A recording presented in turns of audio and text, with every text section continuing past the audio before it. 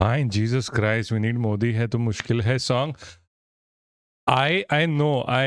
I'm trying to make on the side. I just finished a lot of shit on the. I finished so much. Like today, I was working. I finally finished a paper, guys. I'm gonna send it back to review. Jesus, like full ass job on the fucking side. Like why? Water and posture check. Yes, thank you. I know. Yo, you get PhD. Yes, I will get PhD by October. Why is Streamlabs not updating this? I have no idea. That's what's up. Yeah, that's what's up. Where is Dhurandhar 2 digital? What the fuck am I supposed to know where Dhurandhar 2 digital is from? How many years have you been supervised? Not enough. I think 5 years. This is the 5th year I have a supervisor. But in life, I need more supervision. Like, genuinely, I'm not even joking. My life would be so much better with a lot more supervision. I mean, it's not that much. It's like a lot happens. Like, a PhD is a job. It's like I was at a job for 5 years. It's no different. Come live in America, lots of supervision. Nah, not that kind. I don't want Palantir as school supervision here. I want someone to fix my life. Israel has less supervision than America. Israel is the one supervising America. It's next level idiotic. I know. Like, at one point, you're like, I have been doing this every single fucking day now. So, at one point, whenever I'm covering like the Iran-Israel news, it's like, come on, at this point, do we even consider America a country anymore? It is just as colonized. Palantir said they would fix my life. Did you see my comment about... No, obviously I didn't see your comment. Oh, pharmaceutical residue and caffeine in Arctic fjords. Nice. I think I know this person. What university is this? Oh yeah, I definitely know this person. You can comment on this shit?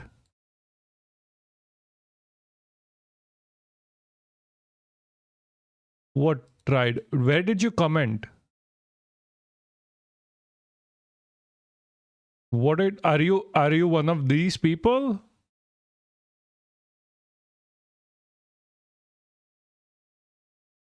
Twitch Dash, tell me, like, seriously, I'm asking, do you comment? Can you comment on this shit?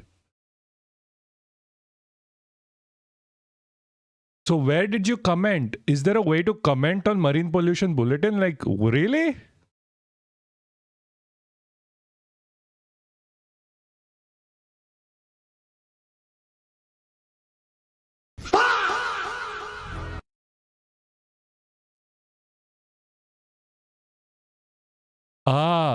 So by the way, that's my colleague. I think they also cite me. Can you go to India? I don't know. Wait, leftist streamer? Yeah, Kairos is leftist streamer. Yeah. Like, I was like, for a second confused. Why are you posting like the research papers of my colleagues? I literally work with them. I should probably cut this out later. Oh yeah, I watched that guy for 2 minutes. I mean, Kairos, yeah, he's amazing quite technically. I'll DM you the, okay, then I'll DM you the wedding invite. You getting married, bitch? Fucking bitch? Yeah, do DM. I'll see. Yeah, I'll see. When's the wedding, by the way? Congratulations.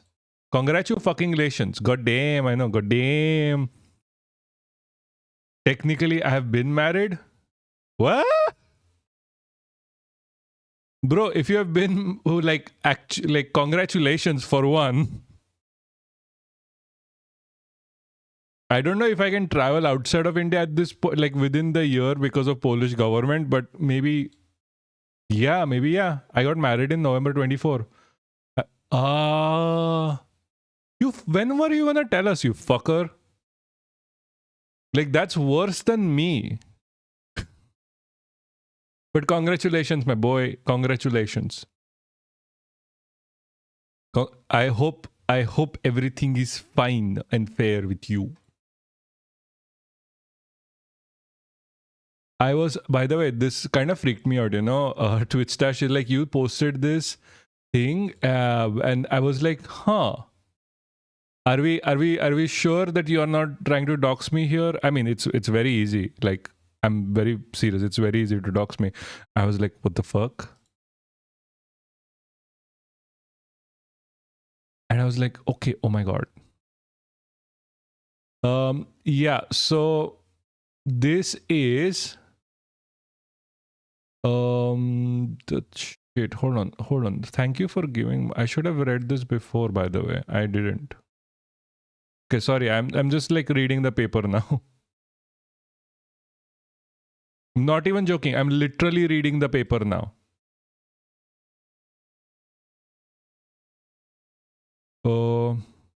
Because I needed PhD student.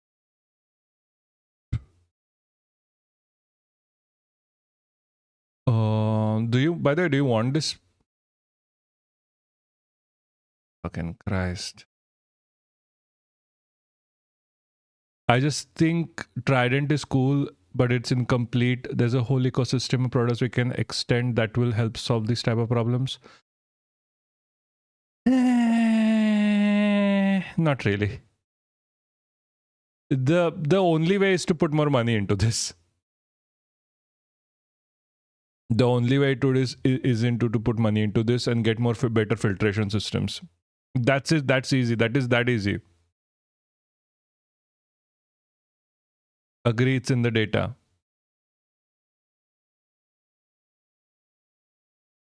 Maybe. Hey, I'll go through the paper. I'm not really sure what you exactly mean by Trident right now.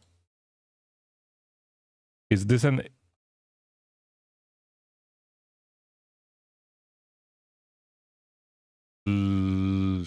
Is this something related to...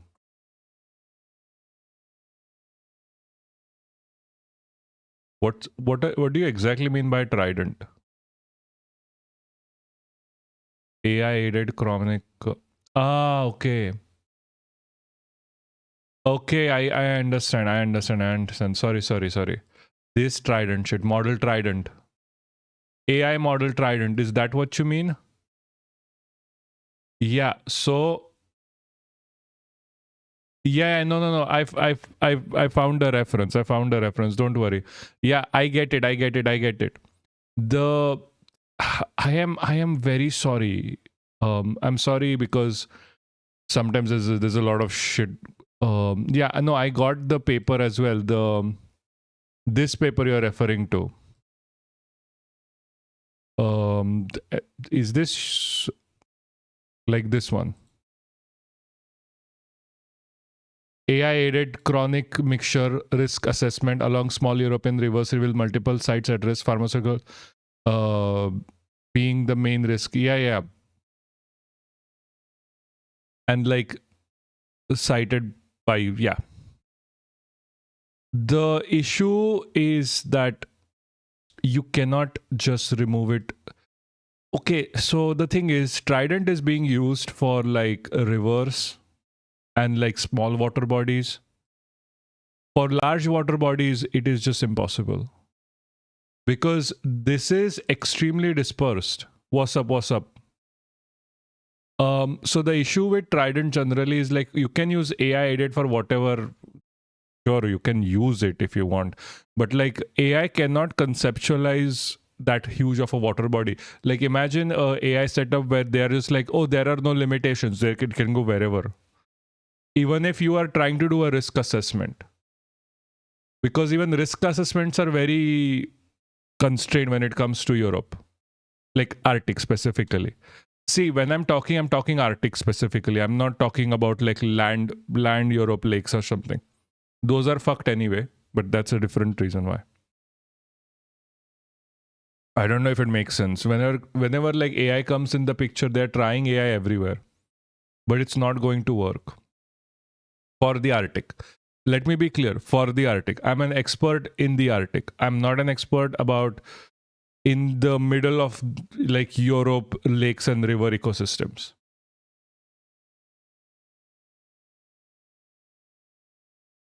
Yeah, this is all of this, by the way, the prediction market within marine biology is like they're trying to do it a lot. They're really trying to do it a lot, but it just doesn't work. It has, see, whenever humans have tried to predict the market, they have failed miserably. Oh my god, dude, congratulations. I'm just looking at the pictures. Nice.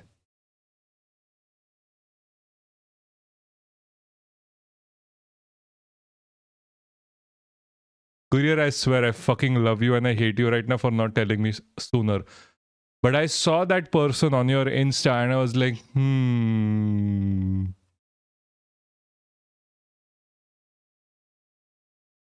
So congratulations. Yeah, Indian doctors keep telling me I can't be autistic by acting, besides acing all the tests because masking adults are just normal, which means autism can't be cured according to... Dude. Yeah, that is a problem. You're not the only one. I know a bunch of people who have been told this. Like, I'm not even joking. My own aunt told me like it is a nothing burger. What's like what do you say? Nothing burger. Forgot the fucking word. I think I may have Alzheimer's. So my own aunt told me it's a nothing burger diagnosis that I have ADHD and autism. I'm just like, I mean, it's a spectrum. It's not about a spectrum, Pookie. It's about literally doctors telling you that whatever you're feeling is not real, and it doesn't matter.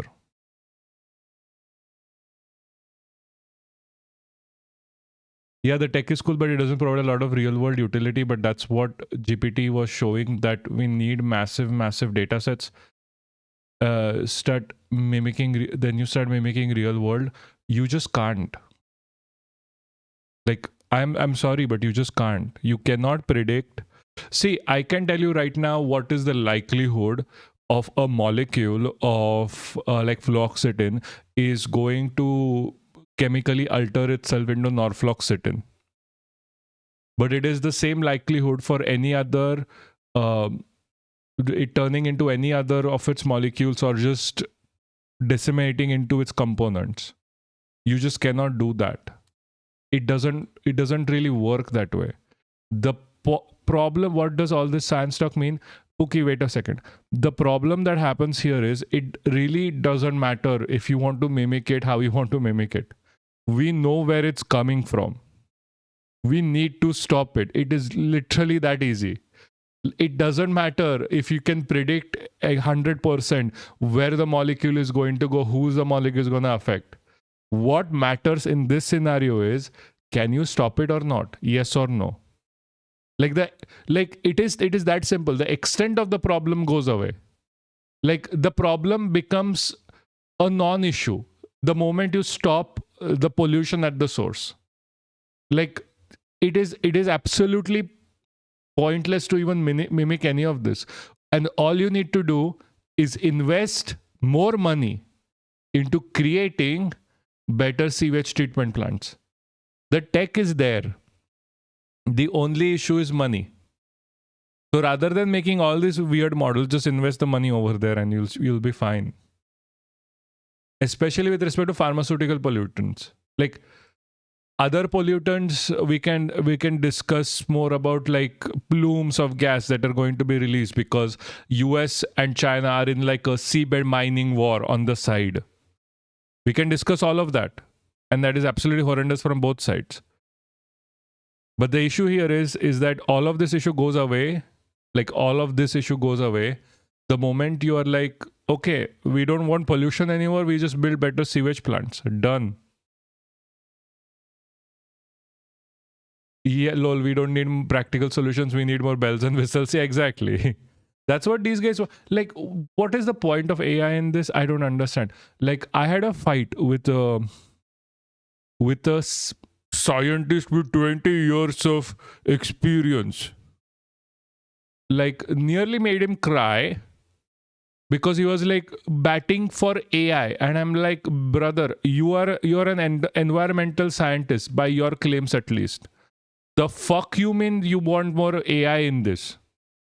The fuck you mean you want more AI in this? Like, God fucking sake. Like, AI literally is destroying the environment you're supposed to be saving. The fuck? It literally kills people. But like, no, it increases my productivity. I'm like, the fuck is the point of your productivity if you're actively going against what you're supposed to be doing? Like, don't give me the argument like phones have chips.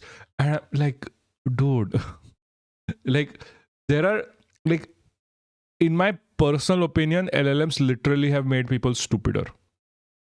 So LLMs and image LLMs are built based on vector similarities and order precedence. So when we have a predicate you can replicate with some fixes set of randomness, you can mimic outputs and they are generative and unique, but imitates the source material. Yeah, sure. I don't give a shit about anything about LLMs. I know you're like, LLMs are so destructive to the environment at this point. Like, that's why I never use one. It is absolutely horrendous. How much it actually goes out of its way to destroy the environment and how much it is being forced down our throats. The best way to use an LLM is to just switch it off at this point. I am being very, very, very clear about my opinion on this. There is no good reason to ever use an LLM, and I'm sorry, I don't care if it hurts anyone. There is like, I am not going to sign off the lives of multiple people over something like, hey, over like creating an image, copying Ghibli.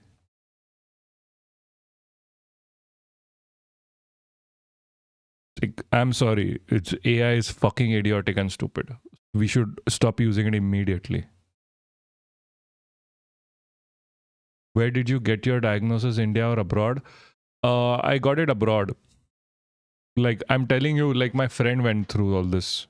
Like, and my aunt also is a doctor. She also said, like, she had the same opinion as your doctor. But the doctor abroad was like, yeah, I know. See, in India, I'm telling you, the only thing I got in India wasn't a diagnosis. I should have been gone to a psychiatrist as a child. All I got was domestic violence. That is, I've done my shit, dude. It's fine.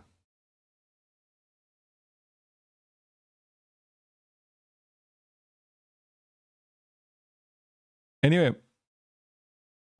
for the uninitiated here, there is some shit going on. Asं कसं चालेल भावा? We need to get into the topic first. Okay, first topic today that we are going to go. I can understand all the jargon, so I guess. Okay, I thought you were the resident AI expert.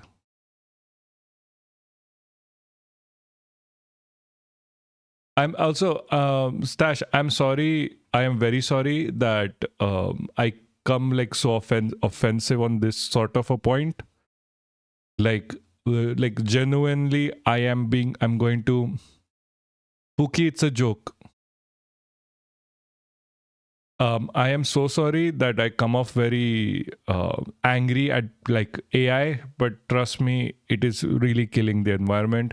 And there's one thing I love more than like burgers that's the environment.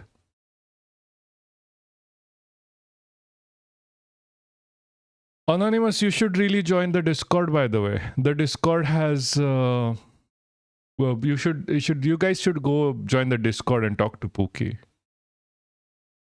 Oh, now he's a sheep. I thought he was a 32-year-old Chinese man with 2 children.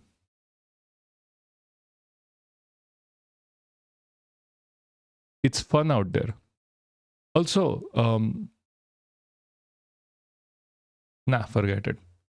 I'm 82-year-old war veteran. Oh yeah, you upgraded. Yeah, I forgot you upgraded. Yes, I forgot. I'm sorry, my guy. You upgraded. Anyway, let's get to the matter at hand. Tash, you aren't wrong, but if there is any utility that can be extracted from technology, we shouldn't discard it. If it can mix, it's not right now. Come back to me with the argument when it is sustainable. Like, to be honest with you, I've dealt with so much on this topic. It is just like I am gotten to my edge of being like engaging people nicely about the discussion, because I was talking on a space on Twitter, and there I asked, they were like, "Oh, this is amazing, and I asked them like, "Okay, so what about the issue that they are exporting all of the data farms in villages in India, which is going to kill the villages directly because they're already drought-ridden locations?" And then the person was like, "Yeah, I'm very sad about this fact that this is happening, and we should always take understanding of this fact that the environment is being damaged." And I asked, "So what are you going to do?" And they're like, "Nothing." And kept talking about how good AI is for their daughter and daughter's education because they can't teach her. Okay, shut the fuck up. Nothing is really sustainable. Argument does not fly around here. I can tell you as much. You're not talking to people who don't know shit. You can't think about it. Like, fuck off. I'll tell you this right now. There are sustainable shits out there that you are just not using. AI is never going to be sustainable. I will scold you on this thing. Ugh, Pookie, are you just trying to piss me off? I use AI, but I will ban you for using AI. I'm not even joking. I don't care. If you agree with me, you should not be using AI. That is the point. If you're just going to do it in this way, like, "Oh, I agree with you, but I use AI," and you don't have to be here.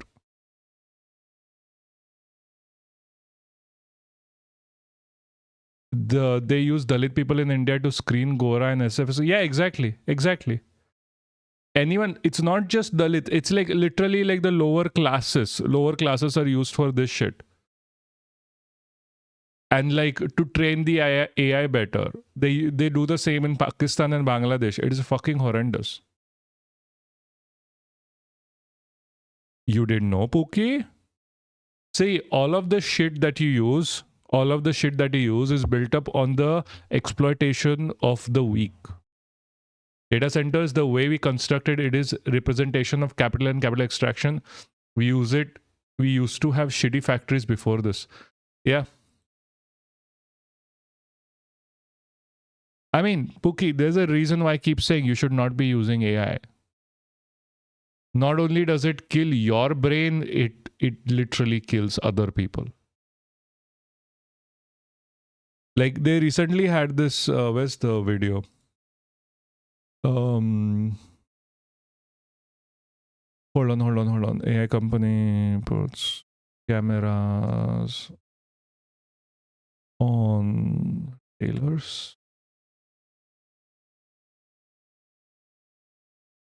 Like, hold on. It is so easy to find.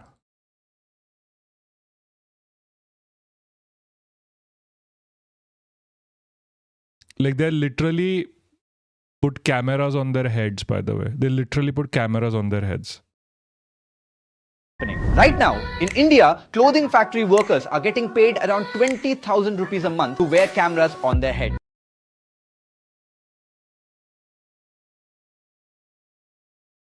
Just resubscribe my Papa sub just to get. I'll ban you from my. Sorry, I'm so sorry. Their hand movements, like stitches and folds, are now being recorded to sell to billion-dollar robotics companies as data. Basically, these companies are training the machine that will eventually replace these same. This is what AI is doing right now, and it is not even and like the calculation that they are making is like the AI obviously does a shittier job overall. The calculation here is like, yeah, fine, it does a shittier job, but it saves us money, and the shittier job is fine for us. LLMs are technology. Science for me is never about exploitation, but the furtherance of human understanding. You wrote one somewhere, or did you just start with two? Oh, data centers. Yeah, okay. When you take capital and give them technology, the tragedy of the commons, we can see this every time. Yeah, exactly. And like funny shit is even AI in general was built on socialist money. Like public fund built AI. Now AI is the one replacing the public. Like the government built AI for military purpose, like they did with smartphones. For whatever other reason, whatever it may, but it was still built by public money. Like all of these AI companies get massive discounts. Anyway, we are going to start with this news article today. Fourth, we need to tax the pollution these data centers are producing because we are not. Okay, I'm going to be very clear. Taxing the pollution is not going to help. First of all, no matter how much you tax, there are people's lives that are people are going to die. People are going to die. It is not going to be in America. It is going to be in weaker countries. Countries that cannot say no to the AI boom. Because for them, the government is going to think, oh, AI data center means more power in the world. Like fucking India. What are you going to, like, all this AI is getting transferred to India and Africa. What are you going to do? Then treat AI like uranium-235? No. You just don't need to have it. Your life was not any better or worse before AI. It's just making sure that people are dying more and dying faster. It is just concentrating power to the top more.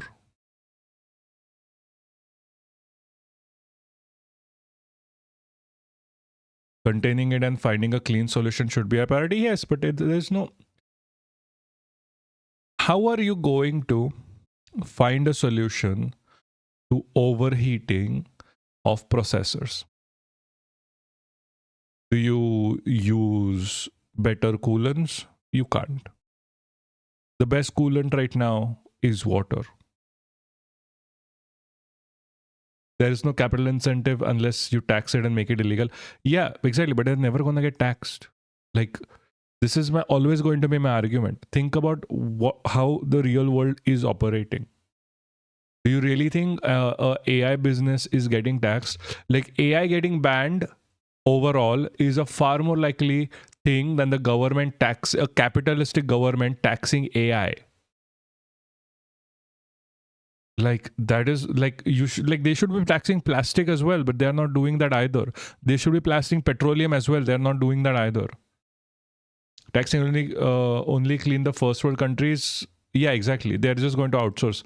Like the problem is never going to be faced by Americans or Europeans. Like when I speak to Europeans here who love AI, they're never going to face the problem. It is the people who look like me are going to face the problem. It is the black people of Africa are going to face the problem. Rather, Africans. They're going to face the problem. Their land is going to be devastated. White people are literally going out of their way to protest against AI centers while using AI themselves. Like nobody in the white countries wants to get rid of AI. They just don't want the factories and the data centers there. That is the problem. And we know how Europe works. We know how America works. They are going to force it down our throats. What is your proposal? The only solution here is to not engage with AI at all. Like, in your daily life, do you really need that much AI? Ask yourself. This is not like, do you really need the extra computing power for anything? Like, you can, if you want some information, you can just as well Google it or go read a book. The shout out function is just not working. Fine. I give up on the shout out function. Guys, there is no reason for you to ever require AI support. There is literally zero requirement in your life whatsoever.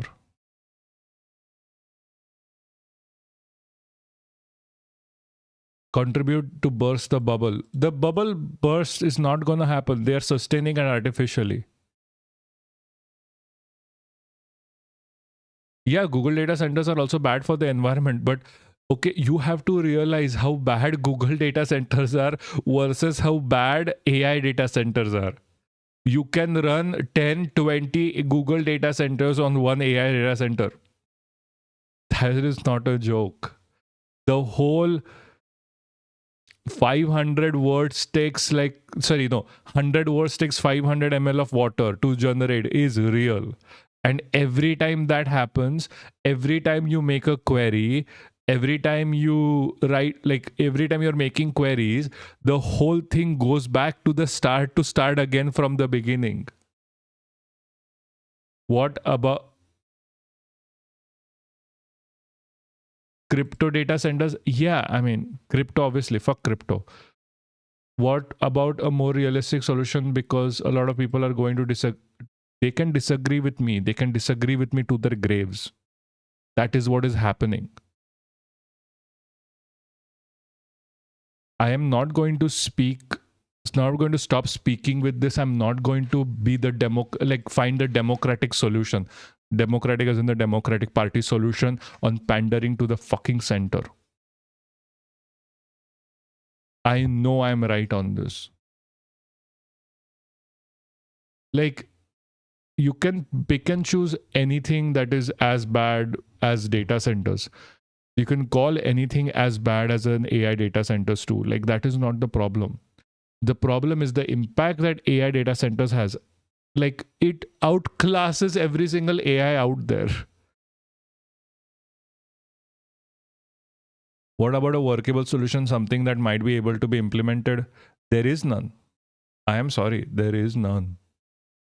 What are you going to do? Use less equipment, which is not going to be possible because the data centers are anyway running out of like the chips. Then why speak?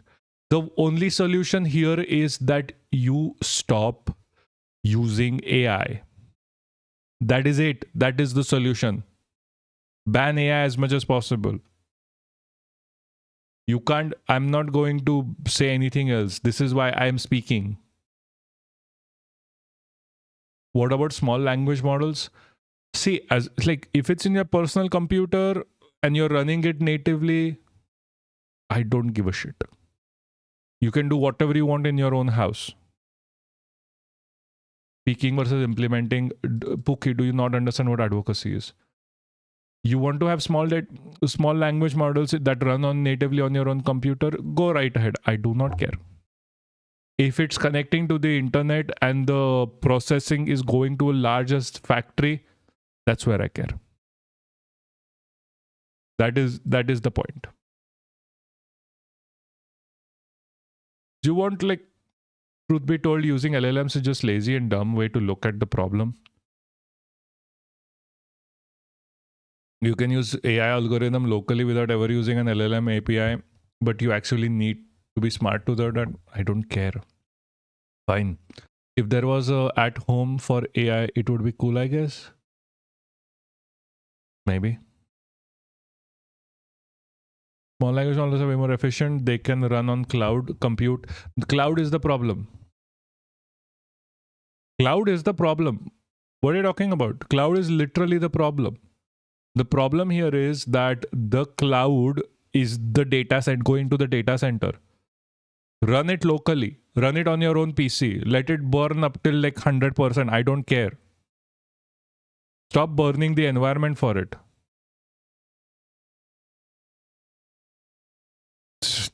We're talking about AI. Obviously, you're gonna get it. Yeah, like I work as a data scientist for a living and I use DuckDuckGo to avoid LLM starting automatically when I search. And still I don't use Copilot. I don't even need it for planning my day or anything. I use a plain diary for that stuff. I don't know. I personally don't need to use AI outside of. Yeah, exactly. Exactly. Like normal day for a person, AI, just you don't need AI whatsoever. Like even something like every single, like if you check YouTube right now, for example, YouTube keeps forcing AI down our fucking throats. For one, like every single content creator these days is using AI for something or the else. Like for example, this one, maybe not, but this one, every fucking single one, it is not really required. Like look at my channel, for example. I make all of my thumbnails. I have never used AI for any of this. Not once. There is no need to use AI. It just takes 2 more minutes. This is why I never review. Oh, follower goal 130 people. Thank you so much. I don't know who followed, but welcome the person who followed. We need to use AI LLMs as separate terms. Lol. AI machine learning algorithms isn't destroying. No, AI. They colloquially, LLMs are called AI. That's, if that is the colloquial term, I'm going to use the colloquial term. See, this is the one of the reasons why I never really review Dhruv Rathi videos. Brother, I have not seen you chat here or even got your name. I just got follower goal reached. How am I supposed to know? Thank you so much for following me, by the way, Puffer Chase. It's nice to have you around. And yeah, having said that, yeah, I know, right? Just say hi. AI ही बोलो simple तो है. No, it's like people want to now differentiate between AI and LLMs, which is not the case. See, it is still nothing. For me, in like my, like, let me just show you here, okay? Like here, I am not getting your name at all. Just follower goal reached, follower goal not reached. That is it.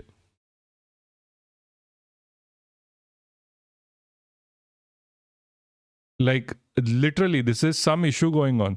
What you see on the chat thing is like I'm not even seeing here anything.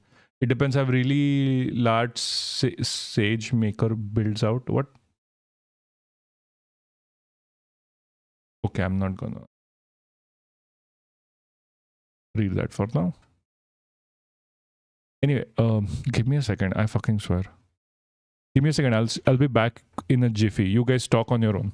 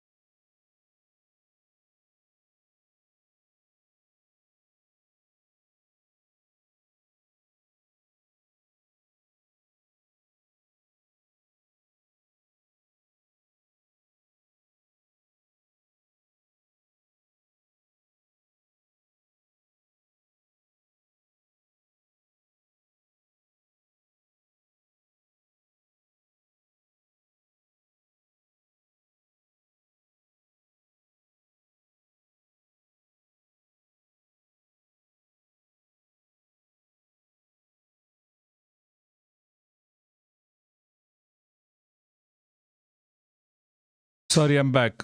Were you get tired of seeing my shitty chair? If so, please do subscribe if you can, so I can finally buy a fucking new chair. Like, why are new chairs so fucking expensive? I don't understand. It's like what, 500 or something what they or something. Jesus Christ.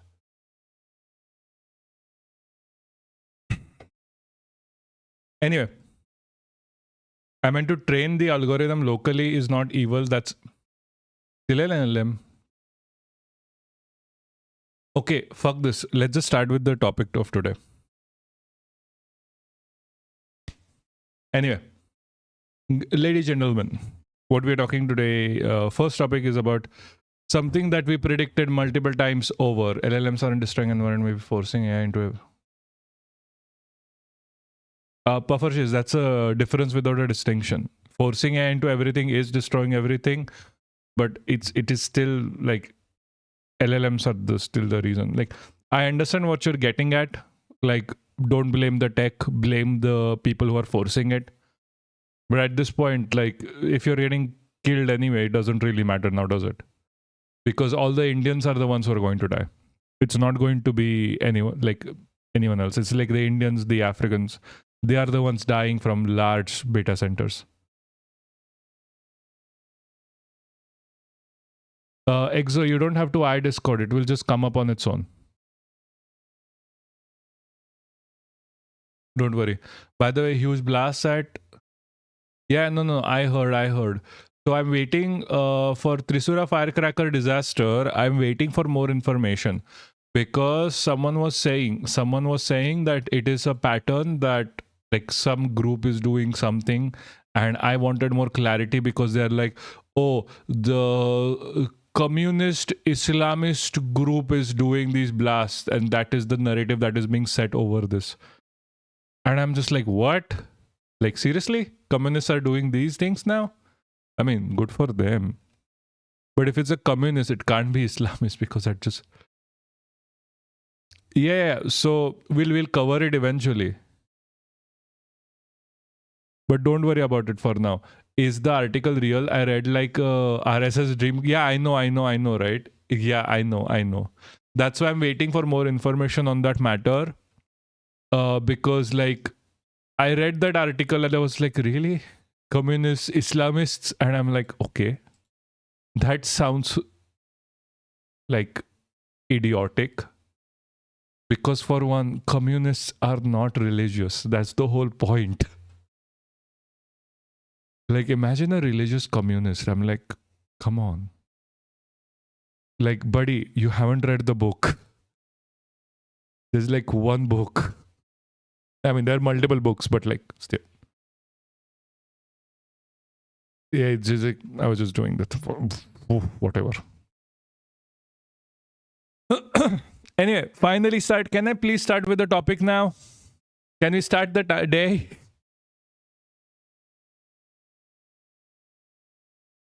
I'm literally asking for permission from chat now. Can we start?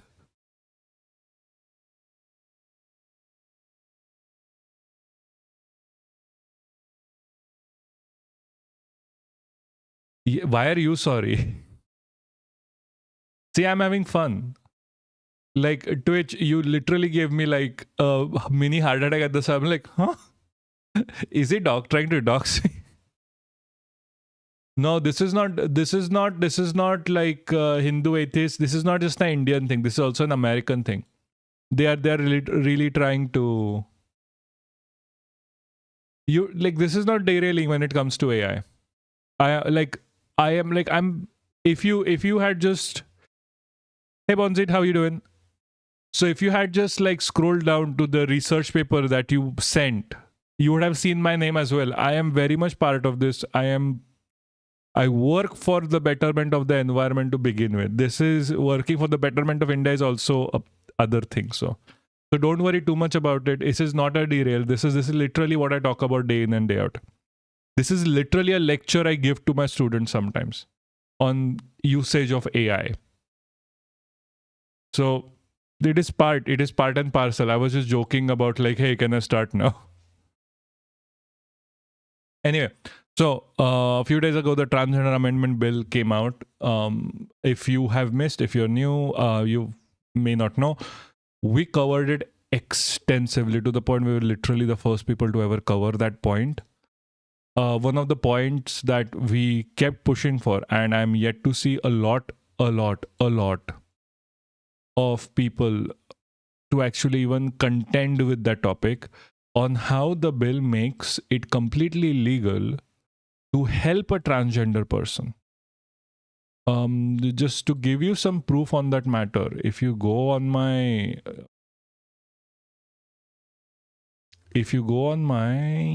hold on. Oh, where is this?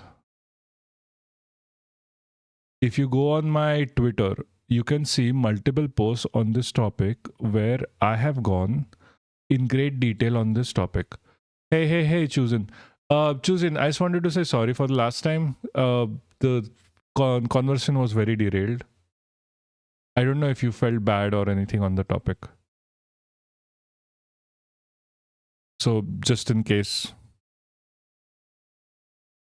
Like, okay, look at this. This is me writing. So this is like literally the first time I actually wrote anything on this sort of a stuff, by the way. So this is not the best. Why is everyday saying sorry? I like discourse. No, that's good. I like discourse too. I'm just trying to be nice. I never like, have you ever seen me say sorry to Blaze? If it's just trying to be nice. I don't say sorry for at all, especially with people that I know, like personally. I never fucking say sorry for starting a discourse. I'm a ADHD demon. I'm currently drinking energy drink while taking medication.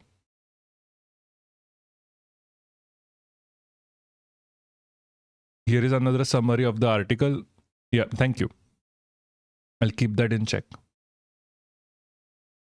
It is being boosted by people I actually know. Nice. Yeah.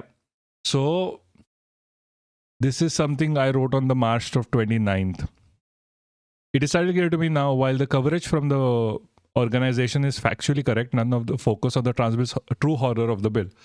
So I was writing this in response to News Laundry's coverage of this. News Laundry's coverage is extremely lacking. But it wasn't just a News Laundry problem. It was the problem of every single outlet that there was.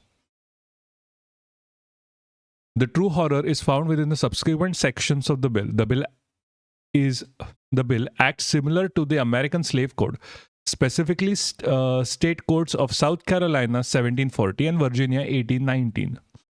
These codes made it illegal to help, educate, associate with black people, with a black person. Sorry, this is the first time I was writing this. It has a lot of mistakes. The Transgender Amendment Bill of 2026 is similar. Any organization or individual who wishes to help a trans person in India can be deemed as someone who is coercing the individual into choosing the trans identity. All it would take is an FIR filed by a transphobic parent. It has been shown before that the first abuse a trans man suffers is at home from their parents. The bill not only decriminalizes domestic abuse. Yeah, apparently that is what I'm talking about. That is what we are discussing. By the person, but gives unlimited power to the parent to remove all avenues of help to that person. The bill is going to the decimation of the community, if not complete erasure. Sorry, my English is bad in this. And I wish independent news medias would keep pushing it as such.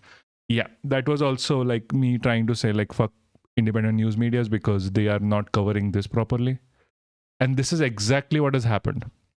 Mumbai Crime Branch arrests Bangladeshi transgender accused for kidnapping teen, forcing him into begging and sexual exploitation. Now, this is completely bunkus. Like, this is just a wrong title. This is not what has happened. Accused identified. The accused has been identified as Babu Anil Khan, alias Babu Guru alias or Babu Hijra, 30. Following his arrest, he has been handed over Shivajinagar police station for further investigation. Notably, 6 months ago, Khan has been arrested for illegally residing in Mumbai, during which it was revealed that he had purchased property worth lakhs in the city. Not true. There is chatter within the community that Khan is actually not Bangladeshi. Do you remember the whole thing that was going on, like, oh, we are going to trap Bangladeshis? That's that. He literally might not be Bangladeshi. They literally beat up a person in Kerala, and I think also in Maharashtra, over being Bangladeshi, but the guy was not Bangladeshi. That guy was just Indian, also Dalit. Family's ordeal. They are presenting like an ordeal, like I fucking swear. During the investigation, it was revealed that the boy had been abducted by Babu Khan. He was not. With his associate Safde Ali Jara, like, I have to be very careful when I say Jara because I say Yara now.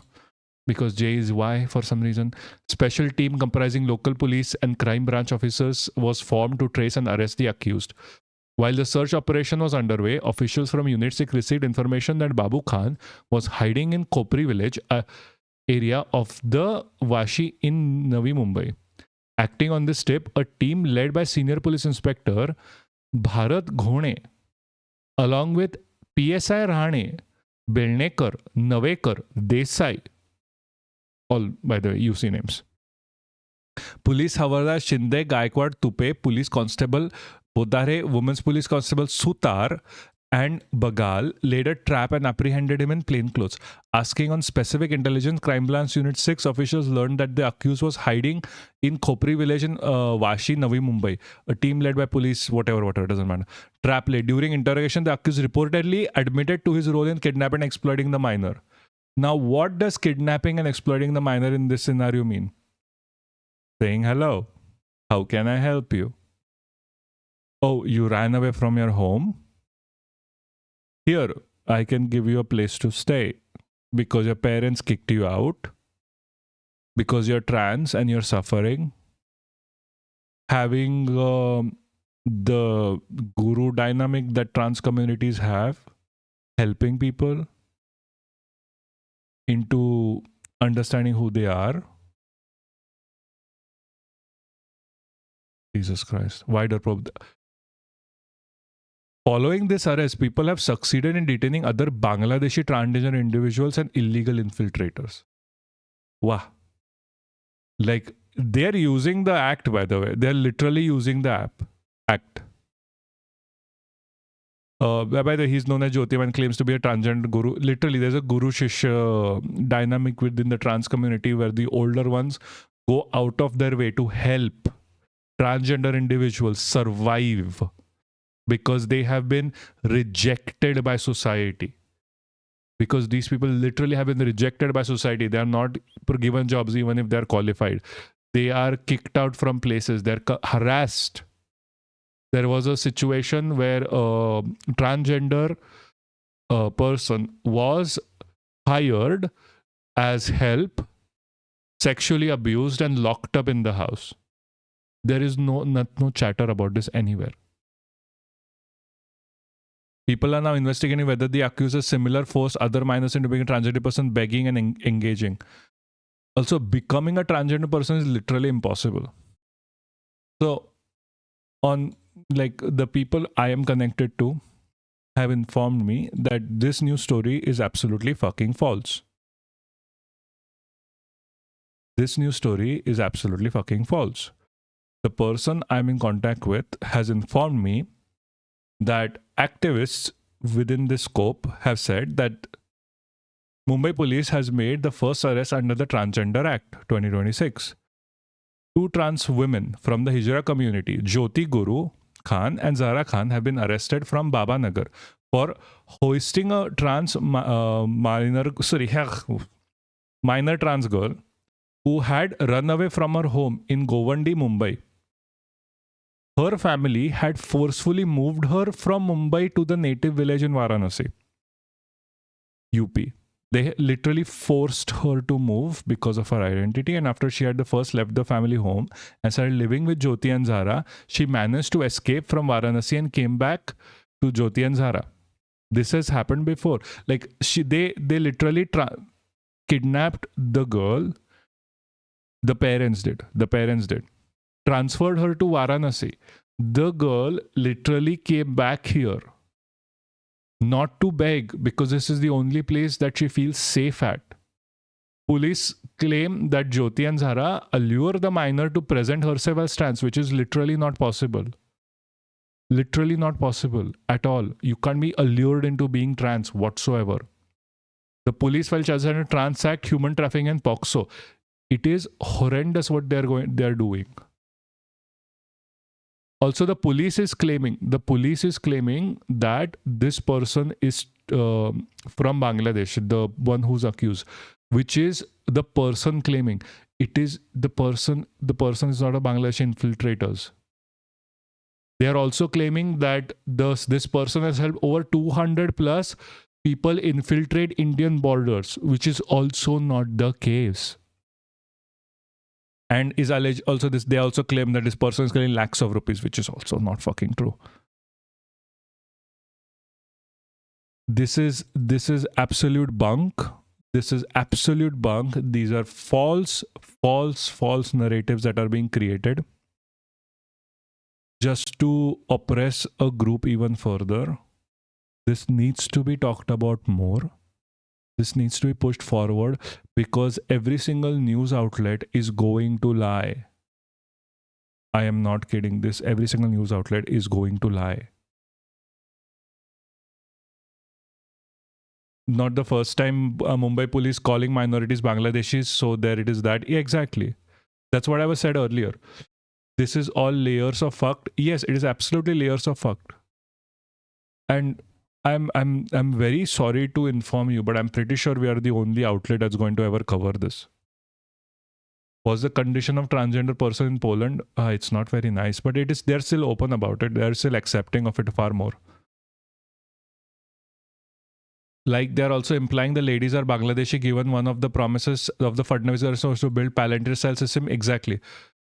Cops are not lazy. Cops just work for the politicians. They are morally corrupt. Yes, they work for money. And I can assure you, this is literally, we are the only ones who are ever going to cover this. You're not going to hear about this until I think 1 month later, if people make enough noise. That's why follow along. It is important. Share the message. Share this video. This video will be posted later as well. Do not forget to do it. Is it about being Bangladeshi or transgender or targeted speech?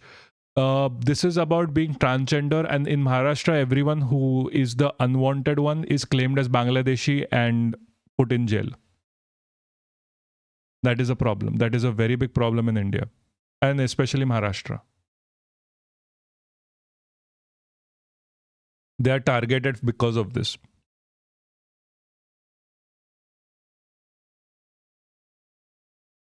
Anyway, that's all the coverage. If you have any questions, ask me now. Can you tell me your thoughts on Bangladesh government in general? See, at this point of time, it is too early to say anything about the Bangladeshi government because they haven't done much on either side. I am glad that Bangladesh has a government that is not involved with the Begum Sheikh Hasina. I'm glad that Bangladesh finally has a government that is not a puppet state to India and not an authoritarian ruler like Sheikh Hasina. But having said that, I would like to reserve my right to comment on their performance because this is still a new government. This is not the Yunus government anymore, by the way. They kind of fucked up at the end of it, kept pushing back the envelope to actually have elections, but now they did the elections, they lost, but there's a centrist government in Bangladesh right now. So we are trying to see how they actually act. They are not they are not making too much news about this, to be fair. because it's a very centrist government, what ends up happening is like they're not against India or pro India. So we'll have to see how that plays out. First charge is under the new Trans Act, but the MH government and Mumbai police are layering it over Islamophobia, anti-Bangladesh rhetoric like it has been with most BJP states now. Exactly. That's what I'm saying. Please do your job as well in the background. Make sure to share this goddamn stream. No one else covers this. Literally, like, I am depressed about this fact that no one else covers this or properly. I have literally been warning every single person out there against this. No one else covers this. Funny story, my aunt got a marriage offer from Hasina's son. My mom said no and they didn't marry. Good for you. Good for your mom. Like, seriously. Their family is kind of broke right now. Bangladesh fell behind India on GDP per capita last year. Actually, to new reports, they will overtake India again on GDP per capita. We will see. Like, I'm not going to comment on that point anytime soon until they actually do something. It's not looking. It's like with Bangladesh per se, it's looking like business as usual. With Nepal, they're trying to make like very broader steps at least. But Nepal is in a very different situation than Bangladesh. So we'll see. But I don't understand, like, Nepal government has gone, like, the most recent thing with Nepali government is like, they're trying to make like, oh, we are going to have like bi-weekly payments. And I'm like, okay, fuck, what is wrong with this? Why are my specs breaking, guys? My specs broke twice. I tried to fix them twice and they are breaking again. Man, what are the chances the accused gets to defend themselves fairly? Zero. Bunk. Absolute zero. It's not happening. IMF reported this. No, sure. I mean, sure, IMF reported that. Okay. I'm not waiting for IMF's whatever. News sent on news. Yes, no, I understand. Let IMF report that. I am literally just waiting for the government to do something. IMF can say whatever it wants. You may have laser eyes. No, I'm just poor. That's why. Subscribe. Help me. Like, I'm not even joking. My shit is breaking apart. Anyway, no, that's not the point. The point is that the accused are not going to be treated fairly. Because I was just talking about, like, I was just looking on the, just looking at what people are thinking about this. According to them, they're already convicted and in jail and they should rot there because they're transgender. This is the outlook of the government as well. Like, when we saw this, when all of this like trans amendment bill thing was going on, the government themselves said that this is something like a big problem, that transgender people are like fooling people into being transgender. It is absolutely fucking stupid. It is a very stupid, absolutely fucking stupid thing to even suggest. It is bad. It is very fucking bad. Anyway, we're gonna have to move forward. I am so sorry, but we're gonna have to move forward. Anyway, so the meteor topic that I wanted to talk about, and is we're talking about Madhu. Who's this? Where's the story from? Yeah. Madhu Kiswar. Ladies and gentlemen, for who do not know, Madhu Kiswar is a fucking idiot, a right-wing shill who loves to grift, so was shitting on Modi. And this is not even her first time. This is a news article from 12 years ago where she was writing shit about Modi 12 years ago. and trying to push her own ideology in the mix.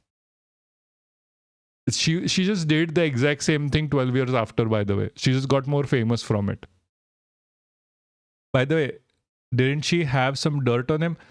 Yeah, everyone knows the dirt. Everyone knows the dirt. We are covering it, don't worry. West Bengal, Noida. Okay. Hold on, where is this? So she got booked, by the way. Let's get to hear from the start. Start is like she got booked. A team in Chhattisgarh police on April 21st, 2026 reached the Delhi office of Madhu Kiswar, noted writer, a day after she was booked for allegedly circulating unforged and misleading content on social media. Not misleading. May or may not be forged, not misleading. Chandigarh police on April 21st registered first information report against Ms. Kiswar, among others, following a complaint by a city-based resident. The police registered the case under various sections, including 196 Criminalized Act that prominent enmity, hatred, and ill willing between. I still hated, in my opinion. I won't forget how fucking wild she was, victim blaming a child. Yeah. No, she's a fucking horrid person. There is no love lost here. There is a song that goes, oh Madhu, I love you.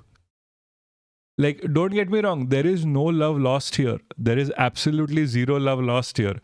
Get her the worst treatment possible for her crimes of writing the goddamn Muslim hate book out there. That was literally her book was literally a criminal offense, in my opinion. Having said that, she has been treated so much more fairly than anyone. Like, just yesterday, we got like the information that Umar Khalid's bail plea has been rejected once more. So I'm more like sitting here eating sweets, watching them fight. Yes, but the more important point to highlight here is Umar Khalid. If Umar Khalid is not highlighted on how he is being treated, for not saying fake shit as well, for saying like real shit, versus how this woman is being treated, for basically shooting like their topmost person just because she's right-wing, she's being treated so much more fairly, is the difference you like have to see. Madhu is getting off very easy, very absolutely easy. Like, she has been given the nicest treatment out there. Like, we are not getting this treatment if we go to the police right now, and we haven't even done anything wrong. Like, also they are putting in the random sections, like registered a case under various sections, including criminalized acts that prominent enmity, hatred, on ill will between groups based on religion, race, and language. Which, okay, by the way, this doesn't apply. This doesn't apply to her. Maybe criminal defamation, but criminal defamation is a very high bar to prove. So she's going to get off scot fucking free out of this. Like, scot free. She's literally going to get off scot free. I have to use this at least once. There's a reason why I downloaded it. Ms. Kiswar in a social media on X on April 21st said that since the law forbade the police to visit or arrest after dark and before sunrise, I spoke on the phone to the leader of the delegation. She'll be fine. Yeah, she'll be fine. Excuse me, she's going to be okay. In a statement, the police said, as per the complaint, some forged and misleading social media posts and video clips with obscene text and content are being circulated by various social media users, misidentifiking the person in the video. This, for the video, okay. Yeah. So she claimed that the person in the video was Narendra Modi getting back shots. Or no, giving back shots or sexually abusing someone. Whatever, I don't care. The videos to circulate was the intent of cause harm, reputation, and constitutional authority, and to disturb the peace and tranquility, should be investigated, appropriate action, etc. Whatever. Anyway, so this is basically what happened. Like, look at how nicely she's being treated. They are like, this chaddi and this chaddi is just waiting around for her.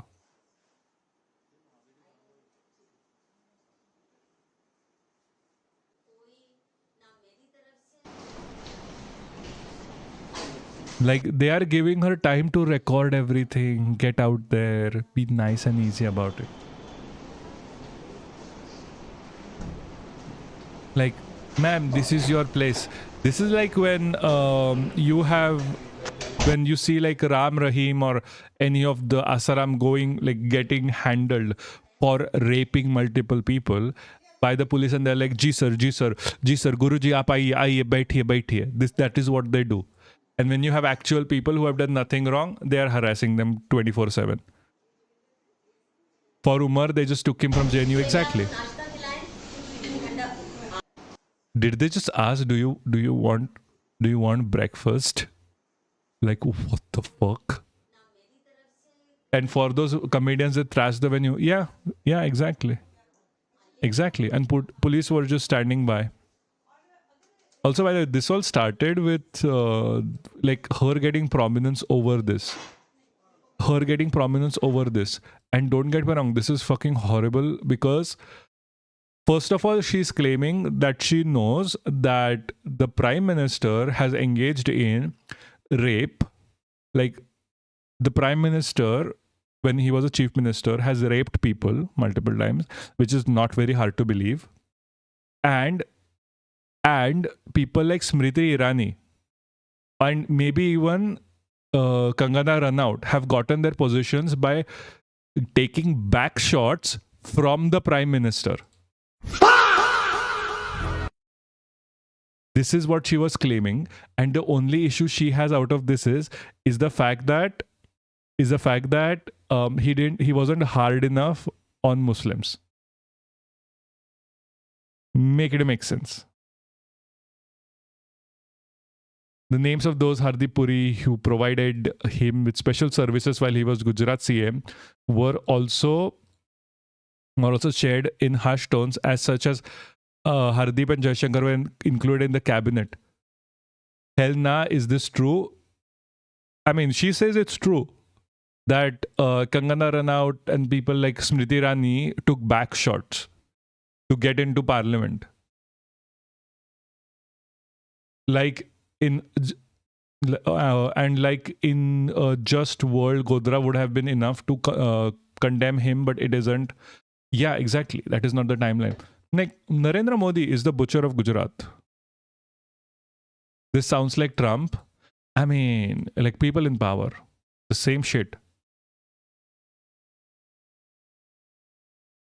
Like, we know Mansi Soni, right? We are aware of Mansi Soni, right? Modi used the CBI, ED to stalk and harass a woman that was later disappeared. They're cut from the same cloth, both are fascists. Yeah, people in power. Like, Narendra Modi has had allegations before, quite a bit. This is not new.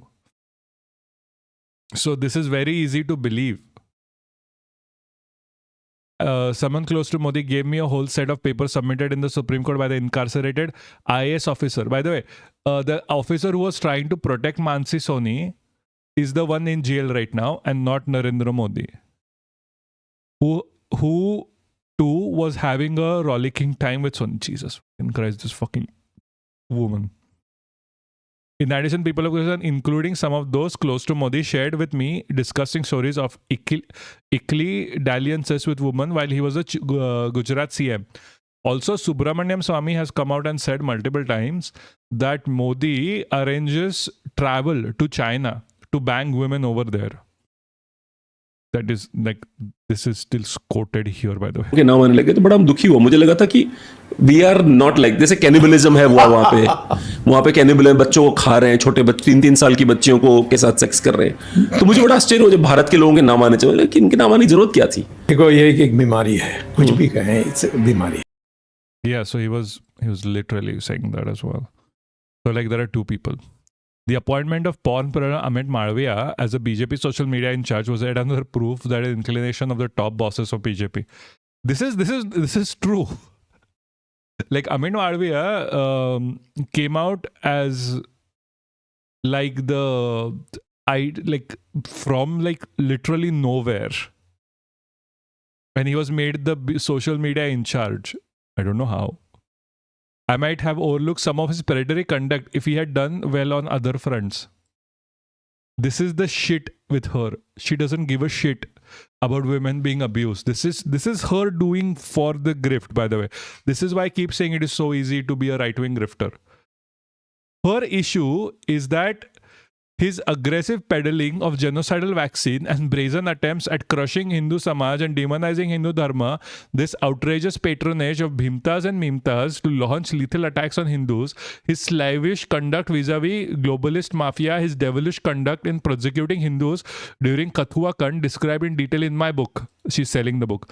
The Girl from Kathua, a sacrificial victim of Ghazwe Hind, and much else made me realize in the first term itself that we are saddled with a satanic ruler, a CIA plant who has been put in power to wreck India and decimate Hindus. What are you gonna say to this? Her issue is not the sexual exploitation of women.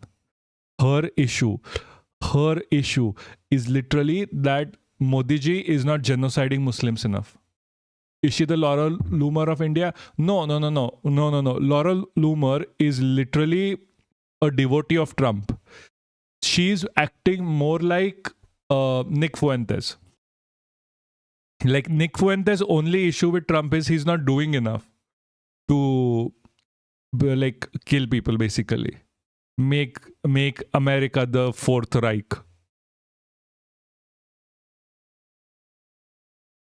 Like that is her outlook. Like she'll never say that you should be you should vote for Modi, because she'll be like, no, he's not doing enough.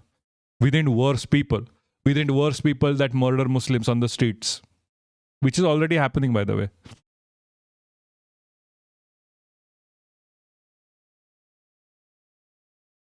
Anyway, so by doing all of this, like this is not like something very much important. Like there's a news about her back then. I don't know if she was trying to tell something, but fucking enjoy. I remember seeing a little booklet kind of thing. No, it was a regular. This was 12 years ago.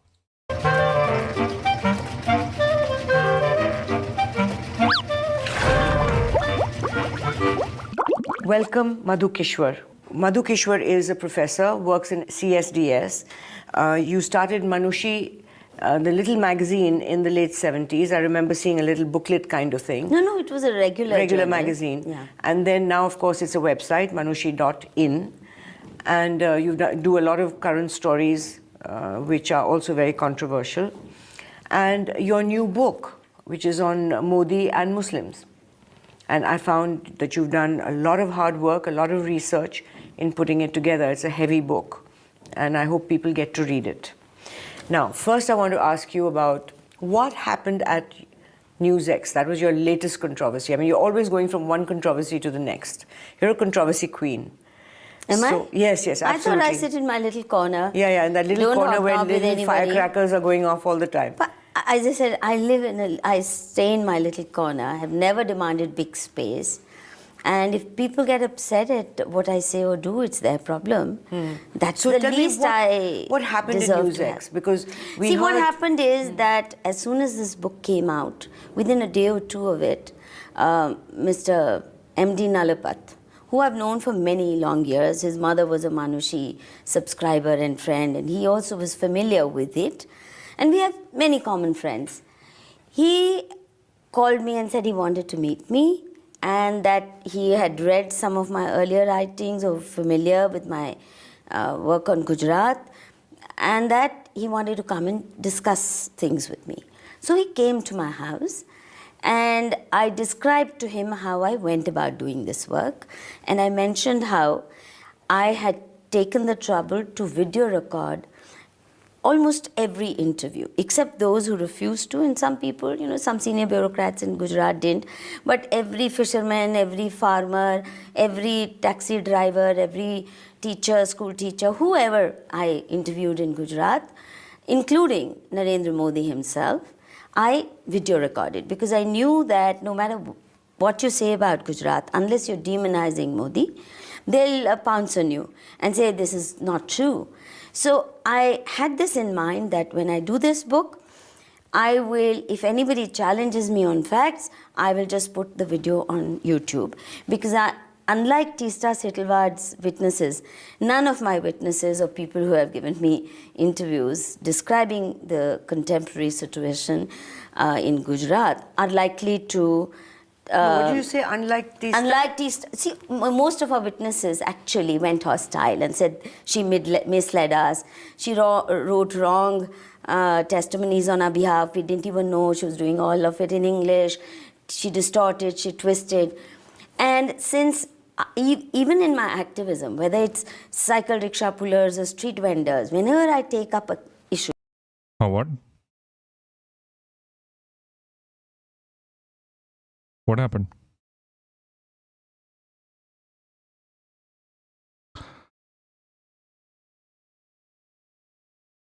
Sorry,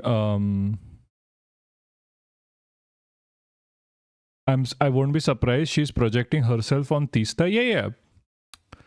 She was projecting it from before. She's like, I watched this complete interview. It is. She's making herself look like academic who knows everything, who has done everything, who is an extremely intuitive person, and while not knowing anything.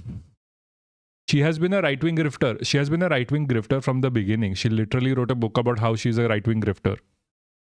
There are two parts to this conversation. Don't worry, we are not going through all of it. I make sure that every testimony is video recorded, which is why even our cycle rickshaw pullers could give the judges and lawyers a hard time. None ever broke down or turned hostile. So this guy from NewsX came to see you. Yeah, and you told him that you've got all this material. I told him that I got all this material. So was it your proposal or his proposal? No, not my proposal. So they said, give us the tapes. Yeah, see, I didn't even know who and he's what is covering up NewsX. for his crimes at Godhra by what she said to. Yeah, she's doing that. So she's playing a role here. Like her ideological goal here is to murder Muslims because she's a right-wing grifter. Because of which she has to say that Narendra Modi is an absolute brilliant person for Godhra. Like as a butcher of Godhra, he did an excellent job while not being a good person for herself grifting. It's like Tucker Carlson saying like, oh, Trump is an excellent person, but he's being controlled by Israel. Like giving excuses for him while saying like, no, look at me, I am the best. I know this shit top down. Hardly knew its background or history or its political connections. You didn't know who it's owned by? No, I didn't know. I'm not that well informed because I'm not a media insider. You have to understand, I don't earn my living from journalism. When you associate with someone, the basic thing is to find out, like somebody calls me and asks for an interview and they tell me a company's name, my first question is, who owns it? See, in today's climate, how can you not take that precaution? Firstly, MJ Akbar is involved with this channel. MJ is an old friend. Ram Jethmalani is involved. Again, Ram is an old friend. And Monu Nalapat, I've known long years. And so, MJ Akbar, have had BJP, Ram Jethmalani, BJP. All right, and this third name? MJ is just now BJP. I mean, he wasn't really BJP. Ram is hardly we're talking any about party. Just now. No, but Ram is still out of BJP. Ram is his own man. You know it better than me. He's not bound by anybody's discipline.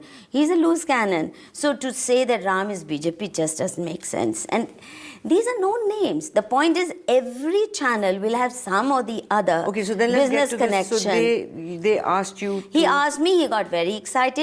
Now, I didn't realize that he was excited only about Narendra Modi's interviews. For me, interviews from villages, from cities, of people in Gujarat were far more important and enriching, which is what is going to come in my second book. A lot of that is going to come in my second book. And they said, she's literally just selling her books, by the way. To do a series, and this is great material. You have a gold mine. Why are you sitting on it? So I said, I had done it with a view to backing my research-based books. I wasn't... Her books are like zero research, by the way. I'm not really sure why this interview happened in the first place with News Laundry. She's just trying to sound so nice about it. Quite, because had I intended it for TV or movies or documentary film, I would have taken a professional photographer. I did all the video recording myself. Firstly, because I didn't have much money. On I what? A handycam? A or- handycam, Sony handycam. That's why I'm invisible.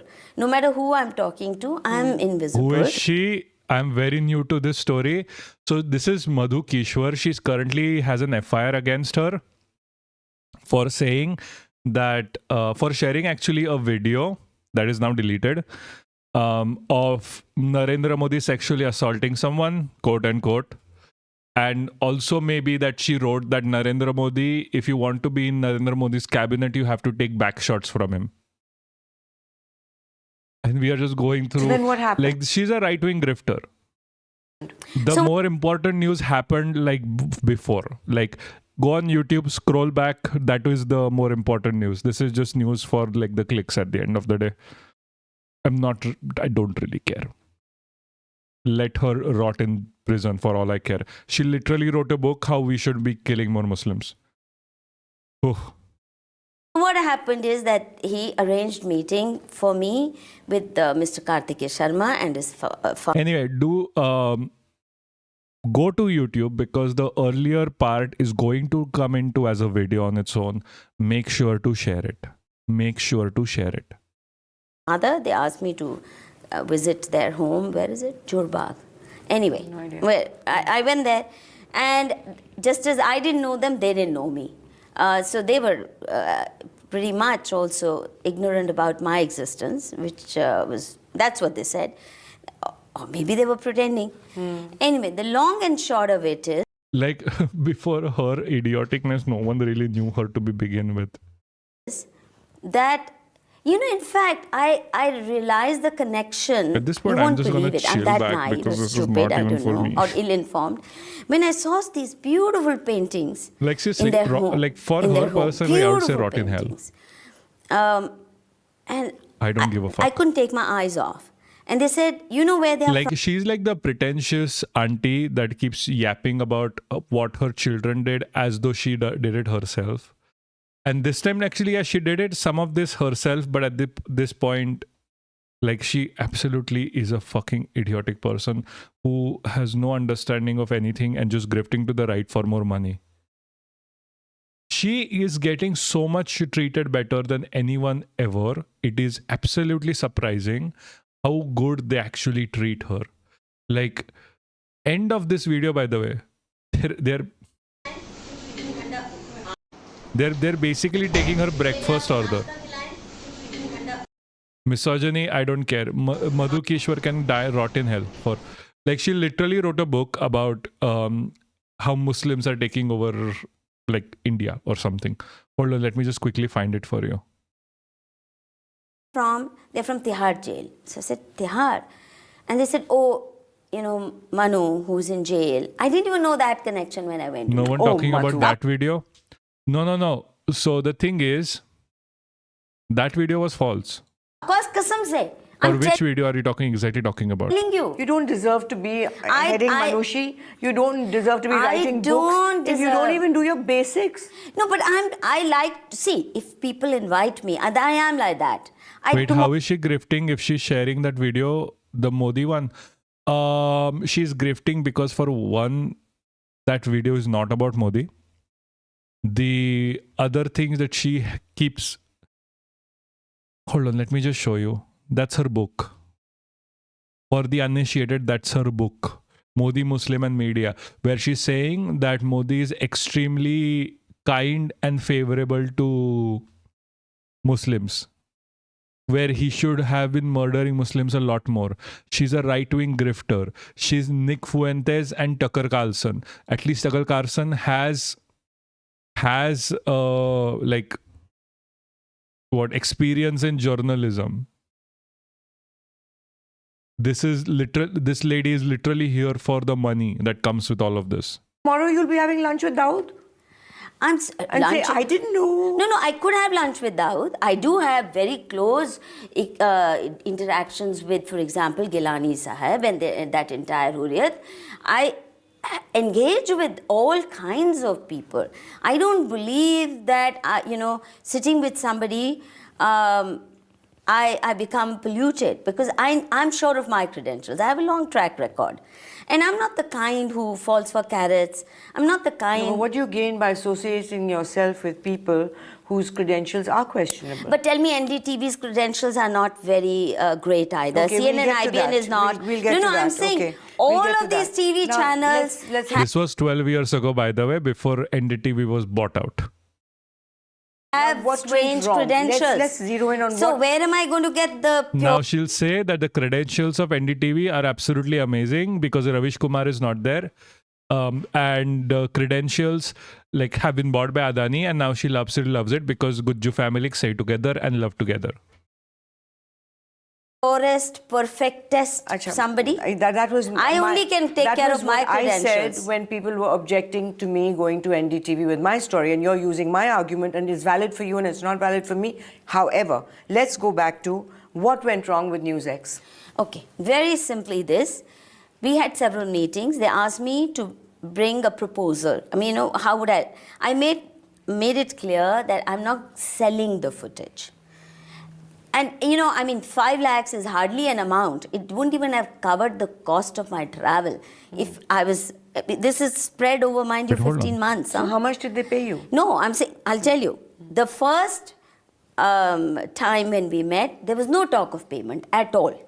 In fact, ask Rajat. I had twice offered it to him, all free of cost. In fact, I thought no other TV channel would take it. And Rajat at least knows Modi. He's an old friend of Modi. And twice I told Rajat, I have great footage from Gujarat. I wasn't just peddling or selling Modi footage or offering Modi footage. I was saying, I have real good stories, rich stories. No, Why so don't get you to the use them? point. You're saying... No, I'm saying he didn't take it. I offered it free. Similarly, I didn't go to negotiate any price. So then what went wrong? So what went wrong is that they made me sign a contract, at first offering me a princely sum of 5 lakhs, but the idea was they would take from my footage whatever they needed for first 6 series. They said they wanted to make maybe 20, 30, but first one, the contract is for 6 episodes. And since I had transcribed all the interviews, I offered them the whatever you tell me out of which you need for the first 6, I will give you that footage. That was how it was. And they asked me, I said, I have a certain plan of action. I gave them one after the other proposals.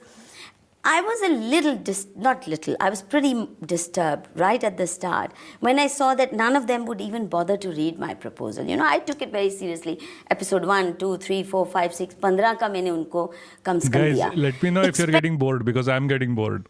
I'm quite getting bored just listening to her. She's not worth it. I'm just doing this for later. For the bigger commentary of how Umar Khalid was treated. Let's just go to the Umar Khalid saga versus her.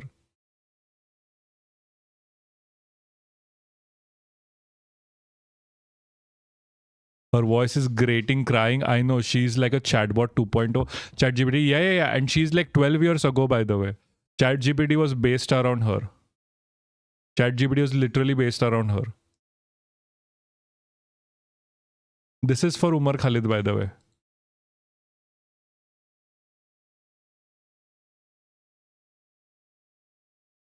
Almost 2 decades apart, the locations could not be more different from the Not this one.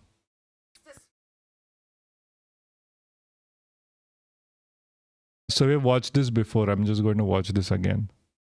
Because this is an important point to Just this point week, out. the Supreme Court The said reason why that I keep doing this is because it is important to keep talking about Umar Khalid every fucking time. the right to a speedy trial applies no matter how serious the offence is. That keeping someone in jail for years without any real progress in trial is a punishment. And it's also said that if the state cannot ensure a speedy trial, it should not oppose bail simply by pointing to the gravity of the crime. And yet, just 2 days earlier, another bench of the same Supreme Court did the exact opposite. It denied bail to Umar Khalid, who has now spent over 5 years in jail. No conviction, no conclusion of trial, no finding of guilt. So what exactly is happening here? How can the Supreme Court say prolonged incarceration violates liberty and still keep someone in prison for 5 years without trial? Is bail really about principle or about who the accused is and which law applies? Umar Khalid's case forces us to confront how bail actually works under laws like the UAPA. How liberty becomes the exception, how delay becomes the punishment, and how someone can remain in prison for years without ever being found guilty. Let me explain.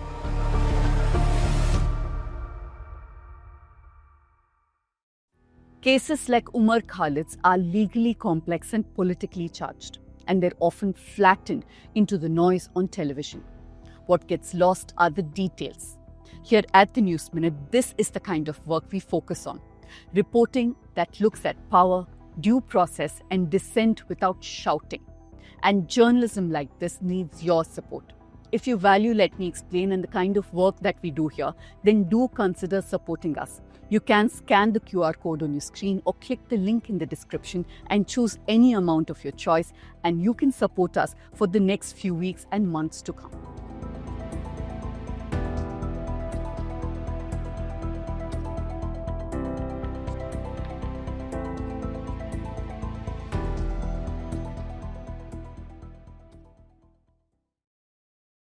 Let's quickly go back to where this all began from.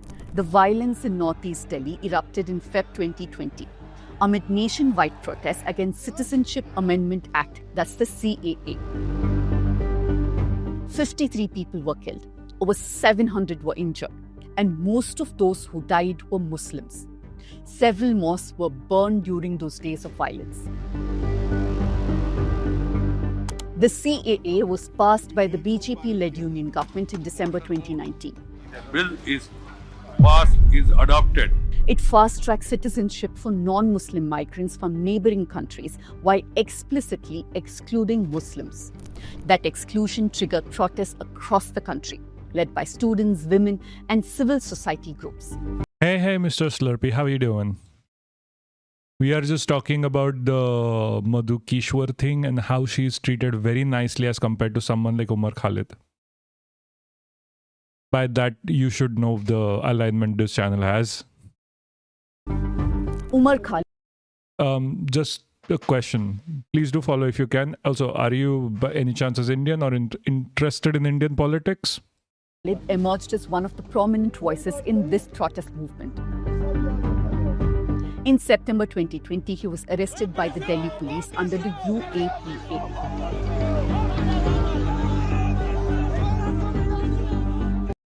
Also, for the people new, because we had at least one more person, you can burn the literal chaddi of the RSS right here. The allegation was that he was part of a larger conspiracy behind the Delhi riots. He's remained in jail ever since. It's important to pause here and be clear about one thing. Umar Khalid has been discharged or granted bail in cases involving direct allegations of stone pelting or physical violence. What continues to keep him in prison? I'm Indian, I hate Indian politics. Indian politics are horrendous, that is very true, but it is also important the fact that we have to keep them in mind.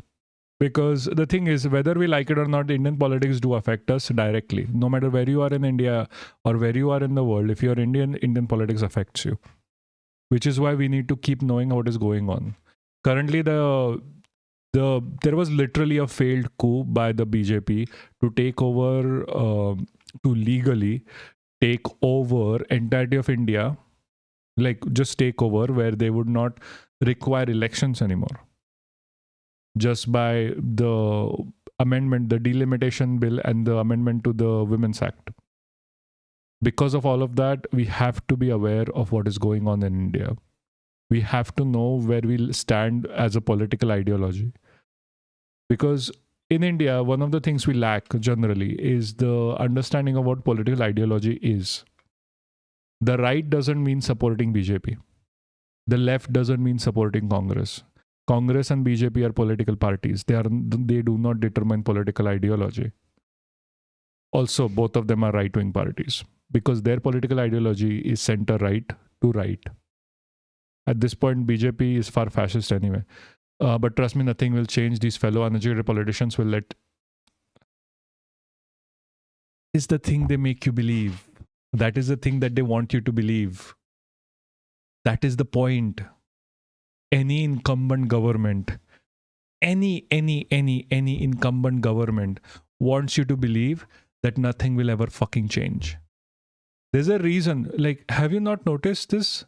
There's a reason why the government keeps trying to push down even comedians. Push down comedians. Have you never noticed that? Why does the government keep charging comedians? Keeps charging Umar Khalid? Keeps withheld, like keeps taking out withheld orders against like people on Twitter. If it was already sunk, if nothing would have changed, they would not have had withholding orders against a lot of people on like News Minute for one, like sorry, News 8 or 4 p.m. news. They would not have had withholding orders against news channels. Nothing is sunk yet. Things do change. It is all about how you propagate your speech. Do remember this.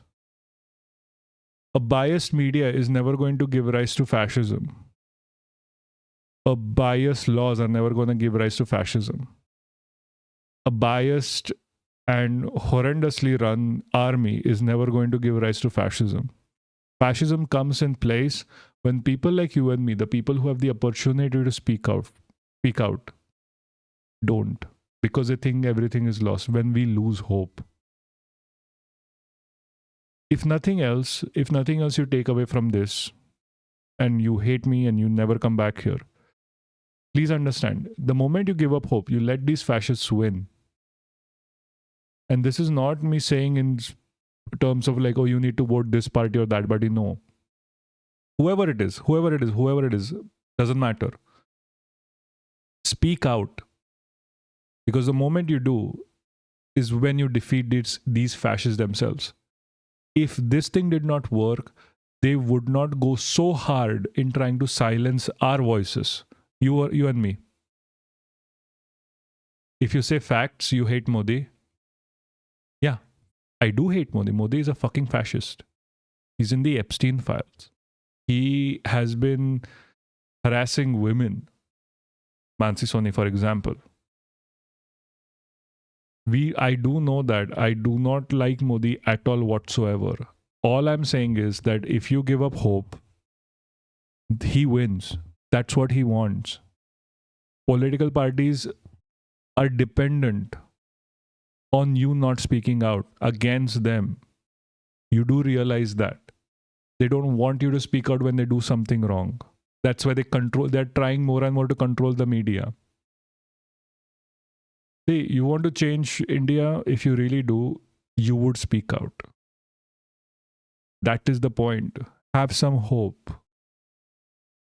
Also, people have forgotten this. And again, this is a problem with Congress as well. People have forgotten this. The idea of a political party is to gain votes. That's their entire job.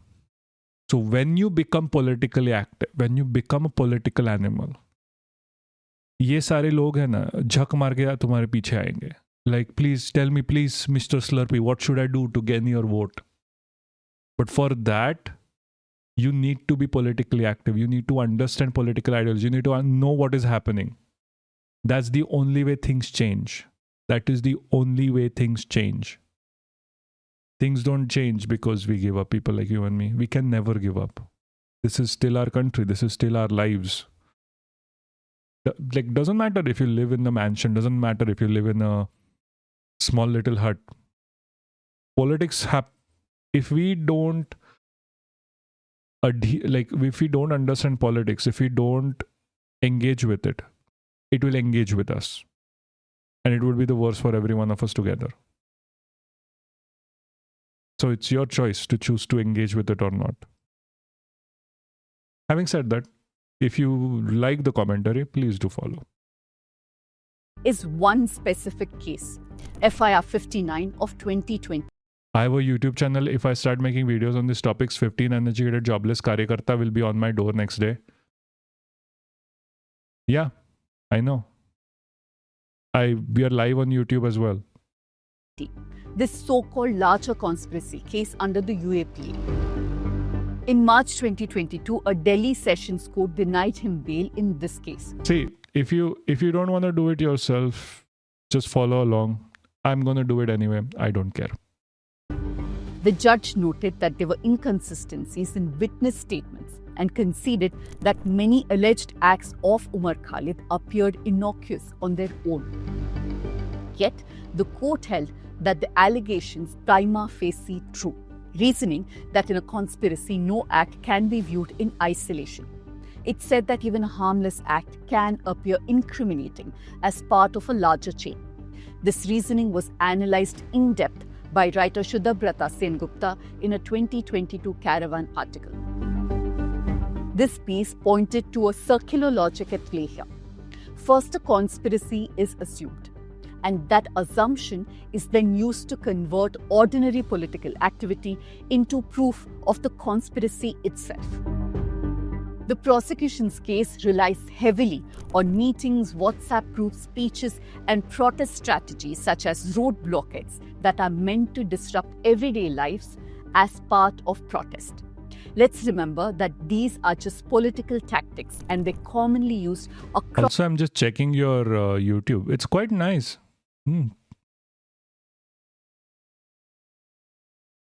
We're 10,000 subs, then we stream. I followed you. So hopefully you'll reach there soon. That's cool.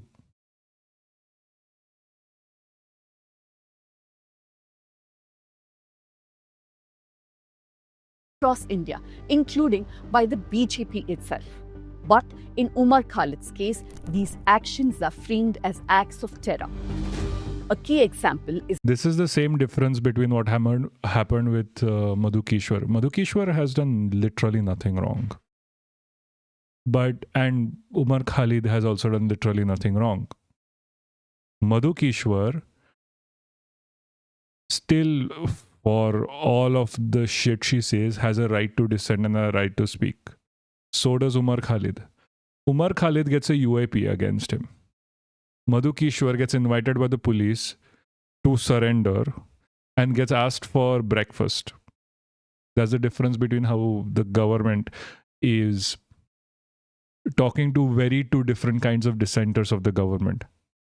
So it is far more better to call the Prime Minister a rapist than to be like, hey, people, you need political ideology in your life. Because Umar Khalid was effective. He was a leader. He was out there.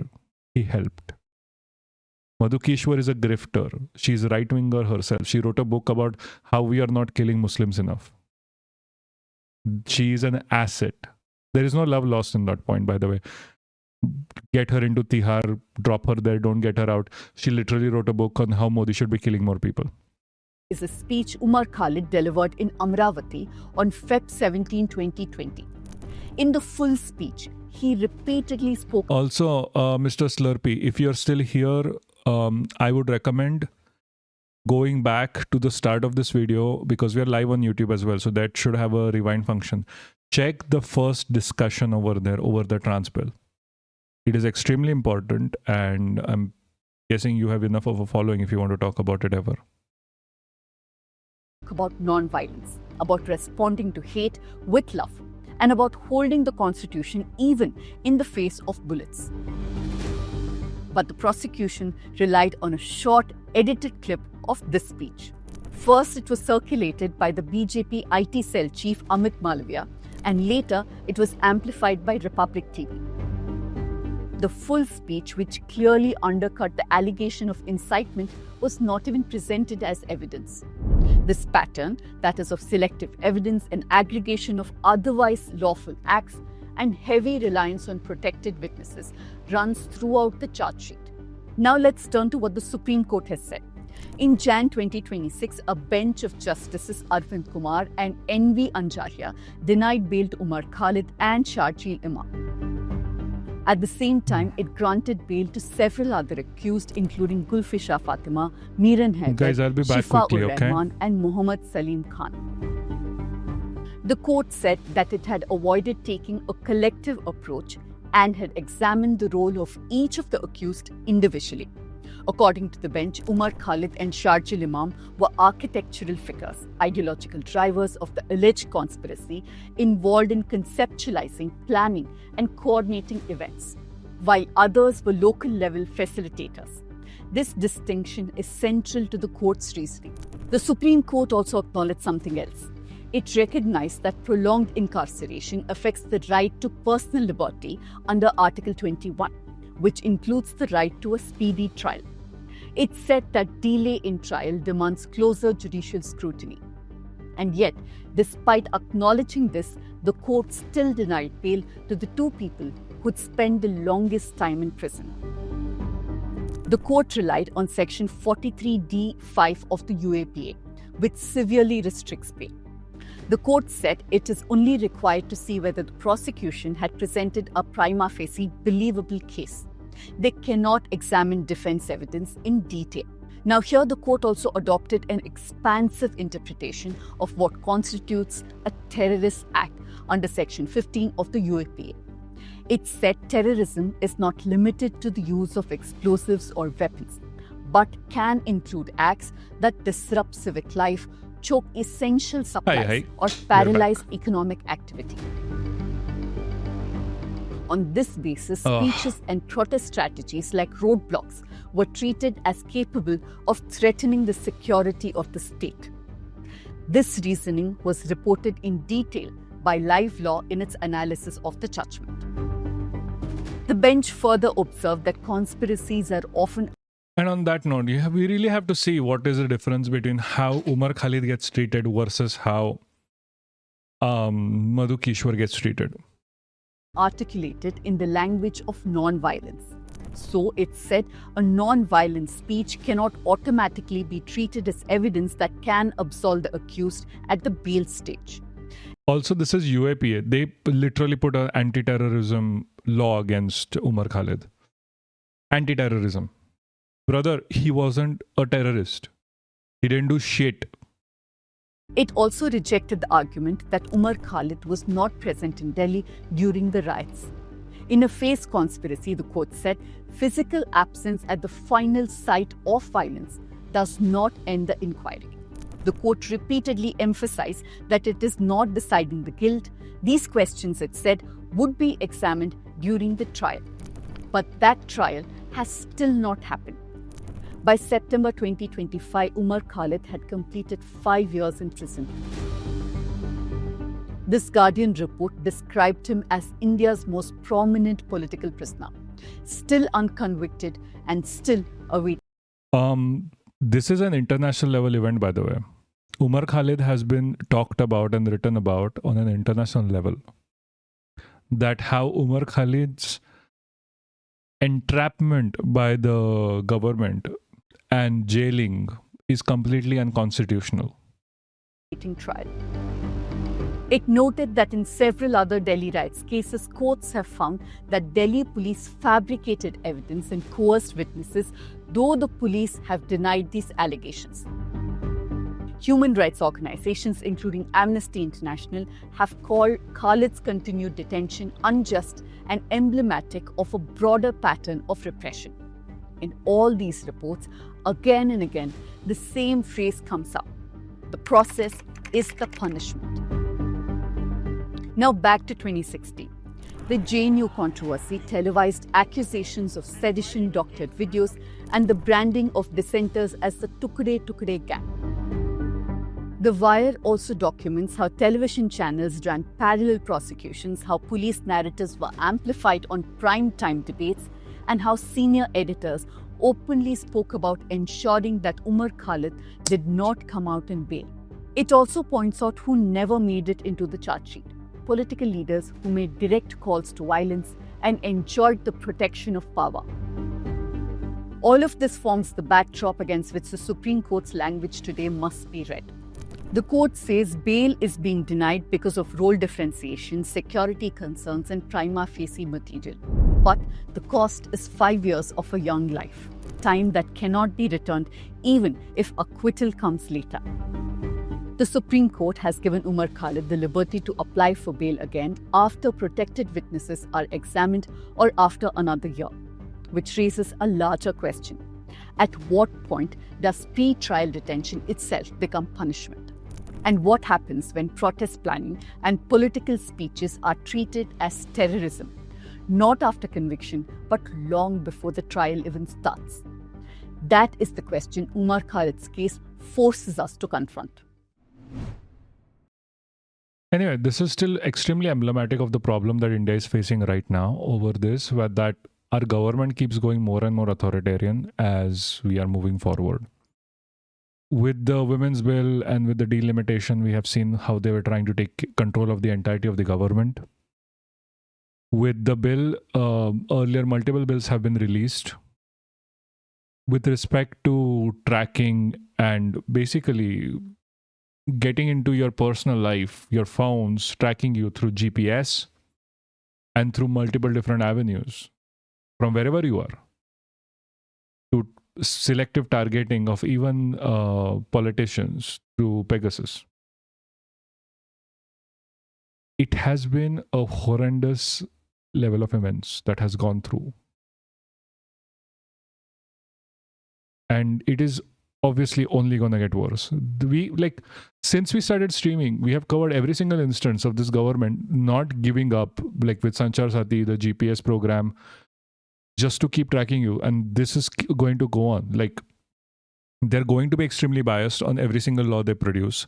The trans bill also has been a fucking horrendous shit that has been going on. And this government is terrorizing people from the bottom up. You either shut up, let us do whatever the fuck we want, or else we jail you, or else we murder you. And there's no recompense to it. This is what they're trying to tell us. That is literally what they're trying to tell us. And at this point of time, we have a choice. We can actually suck it up and speak up, or we can listen to them and keep our heads down. The only problem with keeping our heads down is, once your head is down, their guillotine is going to fall. And we are going to suffer no matter what happens. It is better to speak out. Having said that, another person who actually went out and spoke out, I don't know if you're aware of Kharge, Mallikarjun Kharge. He is, I like to consider him the real opposition leader. So he went out and literally called the Prime Minister a terrorist, which is a very good thing. We need politicians like this. We really do need politicians like this. Good evening. You're watching Left, Right and Centre. I'm Vishnu Shaw. The fragile US-Iran... Hold on, forget. He backtracked on that statement, which is the sad part, which is the only sad thing I think in this scenario, but come on. It's still better than nothing, am I right? We're now getting some more breaking news as the Congress chief Mallikarjun Kharge is now clarified over the comments where he'd suggested that Prime Minister is akin to a terrorist. Now he is backtracking from his comments, saying that Prime Minister is terrorizing the people and the political... He's literally a terrorist, by the way, don't get me wrong. ...parties, but he says that he never said that PM Modi is a terrorist. Listen in. All of the BJP ecosystem is crying, by the way. All of the BJP ecosystem is crying.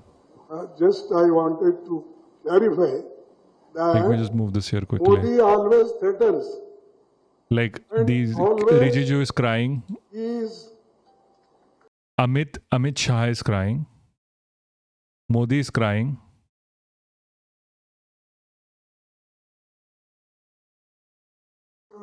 I told certain sequence, ID, ED, income tax, CVC, these institutions are in his hand. Again, this delimitation also he wants to take in his hand. Therefore, I say, in that context, terrorize, you mean to say? He is terrorizing people and political parties.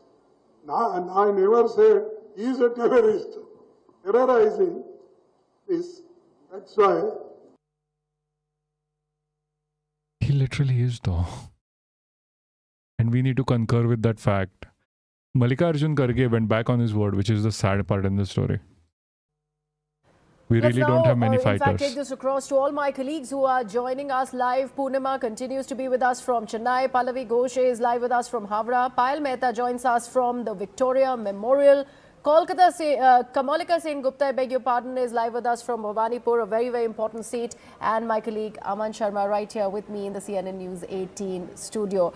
So, Aman, since you are the minority in this panel full of ladies, let me begin with you. I'll give the male first a chance.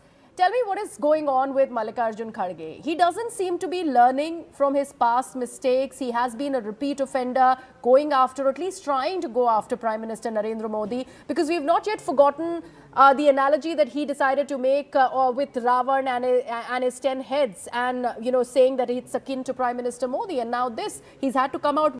I mean, I swear, these guys suck up to Modi so badly. I swear. Like, maybe they're trying to get into parliament. I don't know. With clarification. But I think the way to get into parliament through this is, if you ask Madhu Kiswar, it's just like, it's practical sucking up, not like technical.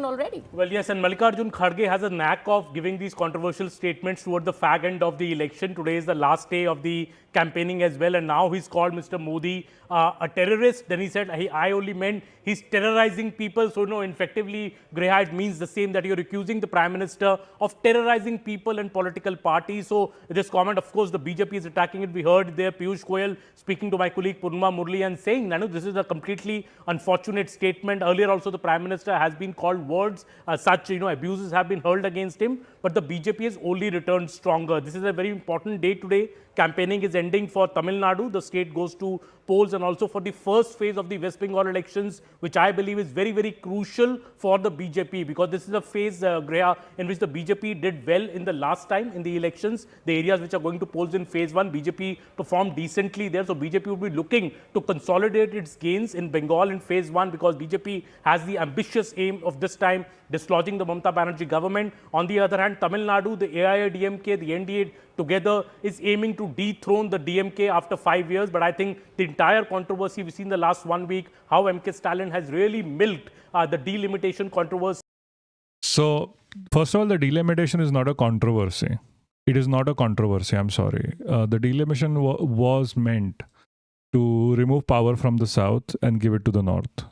That was the entire whole thing with delimitation. And I am very, very, very, very, very, very in awe of how DMK handled it politically. Like, there are multiple issues with the DMK, especially with relation to caste. There's multiple issues with a lot of parties. But the DMK won. Not like won the court of public opinion. Obviously, the Lok Sabha shit was absolutely bullshit anyway. Like the Lok Sabha TV, like Sansad TV, like the Lok Sabha is for Sansad TV TRP. Whether we like it or not, the Lok Sabha is for Sansad TV TRP. Anti-defection bill, by the way. That's just something that I keep talking about. Beyond that, DMK won in the court of public opinion. They're obviously going to milk it. That's why this guy is crying, because this guy is a BJP shill, as usual. Most of these news channel people are. And he's made that central to his entire election campaign. But seriously, MK Stalin, hats off. He really did handle himself well. I do not think anyone would have been able to handle as like Tamil Nadu politics like this. With respect to delimitation, like Congress literally released just one video of Rahul Gandhi talking about it. And that was not enough. That was not enough. The only person who actually went out on the streets to show his support was MK Stalin in Tamil Nadu.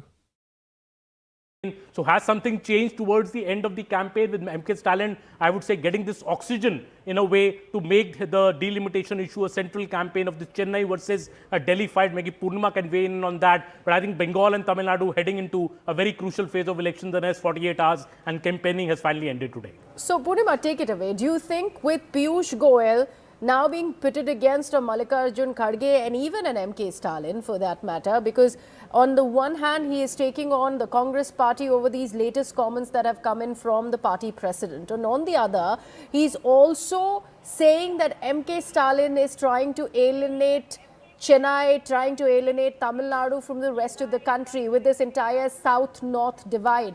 Do you think that entire stance and posturing against delimitation, burning the delimitation copy that MK Stalin really did go ahead and do before the bill was defeated in the parliament, all of that seems to be somehow, taken away from him, and the BJP is playing its second card? Well, while the DMK tried to raise the delimitation issue, which they claimed will have an impact on southern states. It does. It does. It is very well proven how it does. It literally would give 40 plus seats to the north parties and reduce seats from the southern parties, which makes it so that the BJP would not even require to run candidates in the south. It would have destroyed Indian economy. Indian democracy, how much ever is left. It was a very touch and go situation back then. And BJP used it as a way for public, to get the public to say that, the government, the DMK government, the CPIM, the Congress are very anti-women, which is not what was not the case. The Prime Minister also lied on national let's say, platform using his prime ministerial outlet, which is a problem for a very different reason, that he's not supposed to do that. But the CEC is not going to do shit on this. The CEC is bought and paid for by the BJP. Let us get it straight. He's bought and paid for by the BJP. That's why he will never say anything against it. Also, on that note, I'm just going to give a quick shout out to Rip Harish. They are online, so might as well.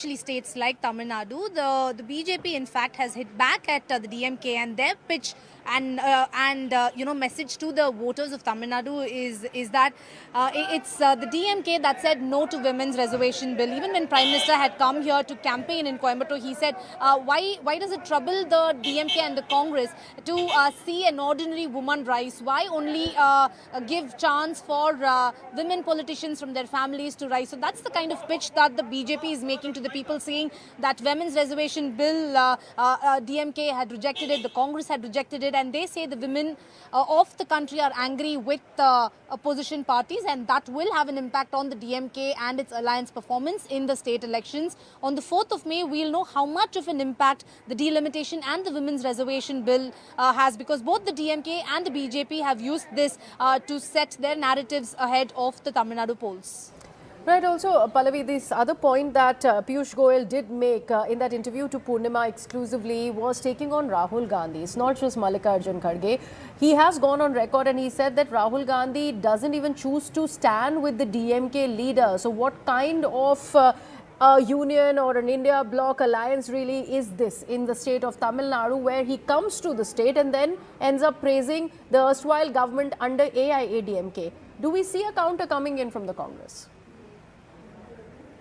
So there are two things which really stick out, Griha. One is the fact that in the beginning of the DMK Congress seat sharing talks, there were some very, very strong comments which was made by the Congress party, and the DMK leaders did not like it at all. I mean, you had a Manikam Tagore who was resigned as a part of that committee which was deciding on seat sharing, because he felt that, you know, the good seats or biddable seats were not being given to the Congress party. So it started off, I would say, with on a bitter note. Second, I mean, may multiple reasons or excuses may be given by the Congress Party, but this is one election where you never saw a single joint rally or joint coming together of the two alliance leaders. Rahul Gandhi and MK Stalin did not have a singles coming together. That is some picture which was missing, which could be made into a huge political point. Of course, now it already has been. There have been reports which have been going out. The BJP also made this point. In fact, Mr. Piyush Goyal, in his exclusive interaction with Purnima, did make that point that these are bitter foes. But you know, if push comes to shove after elections comes in, I'm going to wait to see, just in case the DMK Congress alliance loses out, will the DMK then openly come out and start criticizing the Congress party and blame the Congress for a poor performance of the DMK? So this has been a rocky start. This is what I don't understand about the opposition parties in general. Why are they fighting in between each other? It is absolutely horrendous. Like, I get fighting among each other in a situation like this where you are literally just, you don't have any other concerns other than winning your seats. Right now, the majority concern is BJP trying to take over everything. And if you are the kind of a person, who's fighting in this kind of scenario, where the BJP just came off the block after doing like a stunt like the delimitation right now, you should not be fighting among each other. And a missing interaction coming together of the two leaders, and that pretty much sums up what the DMK Congress campaign really has been in Tamil Nadu. Right, absolutely. And we will come to you for the Mallikarjun Kharge backtracking also, Pallavi. But let me get in a word from Payal as well. Payal, now that Mr. Kharge has come up with some sort of a clarification, clearly BJP has already used it as their ammunition against the Congress party ahead of key polls in these two very important states of Tamil Nadu and West Bengal. How do you see this getting played out? Because Congress is not much of a player in both the states. Yes, this is going to haunt the Congress party for quite some time, because this is not anybody else speaking but the Congress National President Mallikarjun Kharge making such a comment, even if he's come out and clarified. But you know, in the business of politics, once you utter a word, it is uttered. You know, nothing goes away. Even if you delete it from the social media space, there is nothing which goes away from the digital space. And this is coming as an ammunition very, very clearly for the BJP, and you can expect everybody, including Prime Minister Narendra Modi, make mention of this wherever he goes and travels, wherever he goes and does rallies, and he has a lot of rallies lined up in the state of Bengal as well. So obviously the BJP says that every time the Congress party and its leaders have abused Prime Minister Narendra Modi, he's risen higher and higher. Probably multiple times the Prime Minister also has cracked up a joke and said that, you know, until I don't hear abuses from the Congress party, I feel probably my job is undone. My job is not properly done as well. So obviously that is something which is going to be important to see out. But you know, in Bengal, the Congress party is hardly much of a factor, but it's a battle clearly between the TMC and the BJP over here. But the BJP will say that these are the same party that rally together, not just to use abusive language against my party and me, but also the fact remains the Prime Minister will also remind them that these are both the parties that actually stood together and denied women their rights by making the Women Reservation Bill fall. Right, absolutely. That is not true. The Women's Reservation Bill was multiple times negated by your big and truly BJP, like since the beginning. The only time, even in like up until like 2019, the Congress wanted the reservation bill to come in. But right now, the issue wasn't the bill itself. They are very much want the bill to come in, but they just want to add the 33% into the original MP slots, not dilute the entire MP slots from like 500 to 850. On the point that you're making, Payal, of this being a very, very important contest between the BJP and the Trinamool Congress in the state of West Bengal, we will go to Kamalika in just a bit, because she is standing by from a very important constituency of Bhawanipur, where the key contest is of Mamata Banerjee, whether or not she will be able to again stake claims and form government in the state of West Bengal. But before we do that, let's play out the reactions that have been coming in, as this is the last day of campaigning for at least phase 1 of polls in West Bengal. There have been very many statements that have been made by the Union Home Minister, and also countering those as Mamata Banerjee herself. Let's take a look. অভিষেককে রোজ গালাগালি দেয়, I fucking swear, whenever she speaks, I'll hear the video of Mamata Banerjee. Guys, as a fucking hell. Someone send me the video. Someone send me the Hamba Bamba video. I fucking swear. Someone send it here. I can't never hear her and not think of the video anymore. I have been ruined by Yakman. I have been ruined by Buki. I fucking swear. The goddamn video. আগামী দিন মিদনাপুরের দায়িত্ব নিয়ে অভিষেকই কাজ করবে আমি আপনাদের বলে গেলাম What is happening? What happened here? What happened here? Come on. Work, bitches. अपनी जगह भाइपों को बिठाने वाली है भाइपों को ममता दीदी मैं आज कहकर जाता हूं कुल्टी में आपका सपना पूरा नहीं होगा भाइपों Hold on, what the fuck is happening here? Sorry. Is Yakman Bengali? Tamil. He's Tamil. But he knows his shit. But send me that video. That video is fucking amazing. So Kamalika, how suddenly has this entire clash between BJP TMC shifted to one man who's called Abhishek Banerjee? Home Minister says at least an attempt is being made by Mamata Banerjee to plonk him as the next Chief Minister of West Bengal, and BJP will ensure that none of that happens. And Mamata Banerjee, on the other hand, is saying that he is going to be the next one in command in Mednipur. How does one see this? Okay, found it, I swear. I can't do Mamata Banerjee without this. I am very sorry. You have to hear this. This is the shit. This is the absolute হাম্বা হাম্বা rho rho করে হাম্বা হাম্বা রাম্বা রাম্বা কাম্বা কাম্বা দুম্বা দুম্বা বুম্বা বুম্বা বাম্বা বাম্বা হাম্বা হাম্বা রাম্বা রাম্বা কাম্বা কাম্বা দুম্বা দুম্বা বুম্বা বুম্বা বাম্বা বাম্বা হাম্বা হাম্বা রাম্বা রাম্বা কাম্বা কাম্বা দুম্বা দুম্বা বুম্বা বুম্বা বাম্বা বাম্বা হাম্বা হাম্বা রাম্বা রাম্বা কাম্বা কাম্বা দুম্বা দুম্বা বুম্বা বুম্বা বাম্বা বাম্বা হাম্বা হাম্বা রাম্বা রাম্বা কাম্বা কাম্বা দুম্বা দুম্বা Bumba Bumba The subtitles literally just say Allah. Like how can you hate this? How can you hate this? Absolute fucking amazing. Amazing. Absolutely love it more than anything else. I know it is amazing. You know what else do I love? The another song that I absolutely love, and this video, by the way. This absolute amazing video.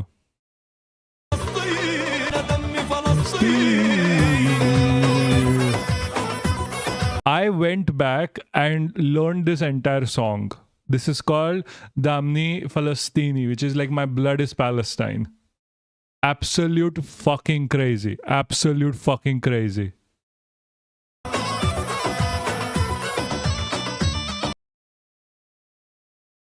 Like, come on, guys. This is absolutely fucking amazing. Jesus fucking Christ. This is so amazing. Like, I can't begin to say how good this is. Like, this entire video. I really want Kwarzu to make like an intro video for us. I am not kidding. I literally want Kwarzu to make an intro video for us. Something similar to this. I don't know. I've tried to get in touch. They don't reply back. Anyway. Like, I think my comment should be here as well. Like, this is so fucking based. Jesus fucking Christ, this is fucking amazing. Sorry. This went in the very another way. Look at this. Is it funny? Is it funny?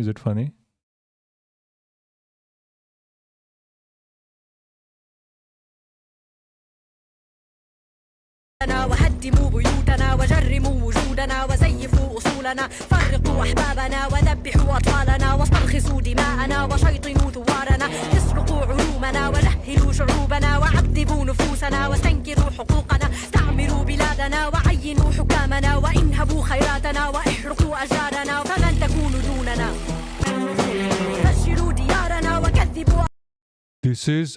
This absolute rips. واغمروا عيوننا وشوهوا وجوهنا وانكروا شعورنا دمروا أحلامنا وصنموا أجسامنا وأظلموا. I fucking love this. I absolutely fucking love this. This is so cool. Like, seriously, this is cool. I swear, like, whenever you talk about like people, like this is the value of music, right? This is the absolute value of music. Music is always the most powerful when you are facing existential threats. This is why I love music. This is why I started learning how to sing. Absolutely fucking amazing. Absolutely fucking amazing. The old one, but I've seen this. Hold, what is this? Oh yeah, dear up. Yeah. This is the. This is not old. It's 6 years old. This is not that old. Amazing. तुम रात लिखो हम Literally, I'm telling, like, YouTube is gonna cancel me after this. चांद लिखेंगे तुम jail में डालो हम दीवार फांद लिखेंगे तुम FIR लिखो हमें तैयार लिखेंगे तुम हमें कत्ल कर दो हम बन के भूत लिखेंगे तुम्हारे कत्ल के सारे सबूत लिखेंगे तुम्हारे कत्ल के सारे सबूत लिखेंगे और तुम अदालतों से बैठकर चुटकुले लिखो हम सड़कों दीवारों पे इंसाफ लिखेंगे बहरे भी सुन ले इतनी जोर से बोलेंगे अंधे भी पढ़ ले इतना साफ लिखेंगे तुम काला कमल लिखो हम लाल गुलाब लिखेंगे तुम जमीन पे जुल्म लिख दो आसमान पे इनकलाब लिखा जाएगा.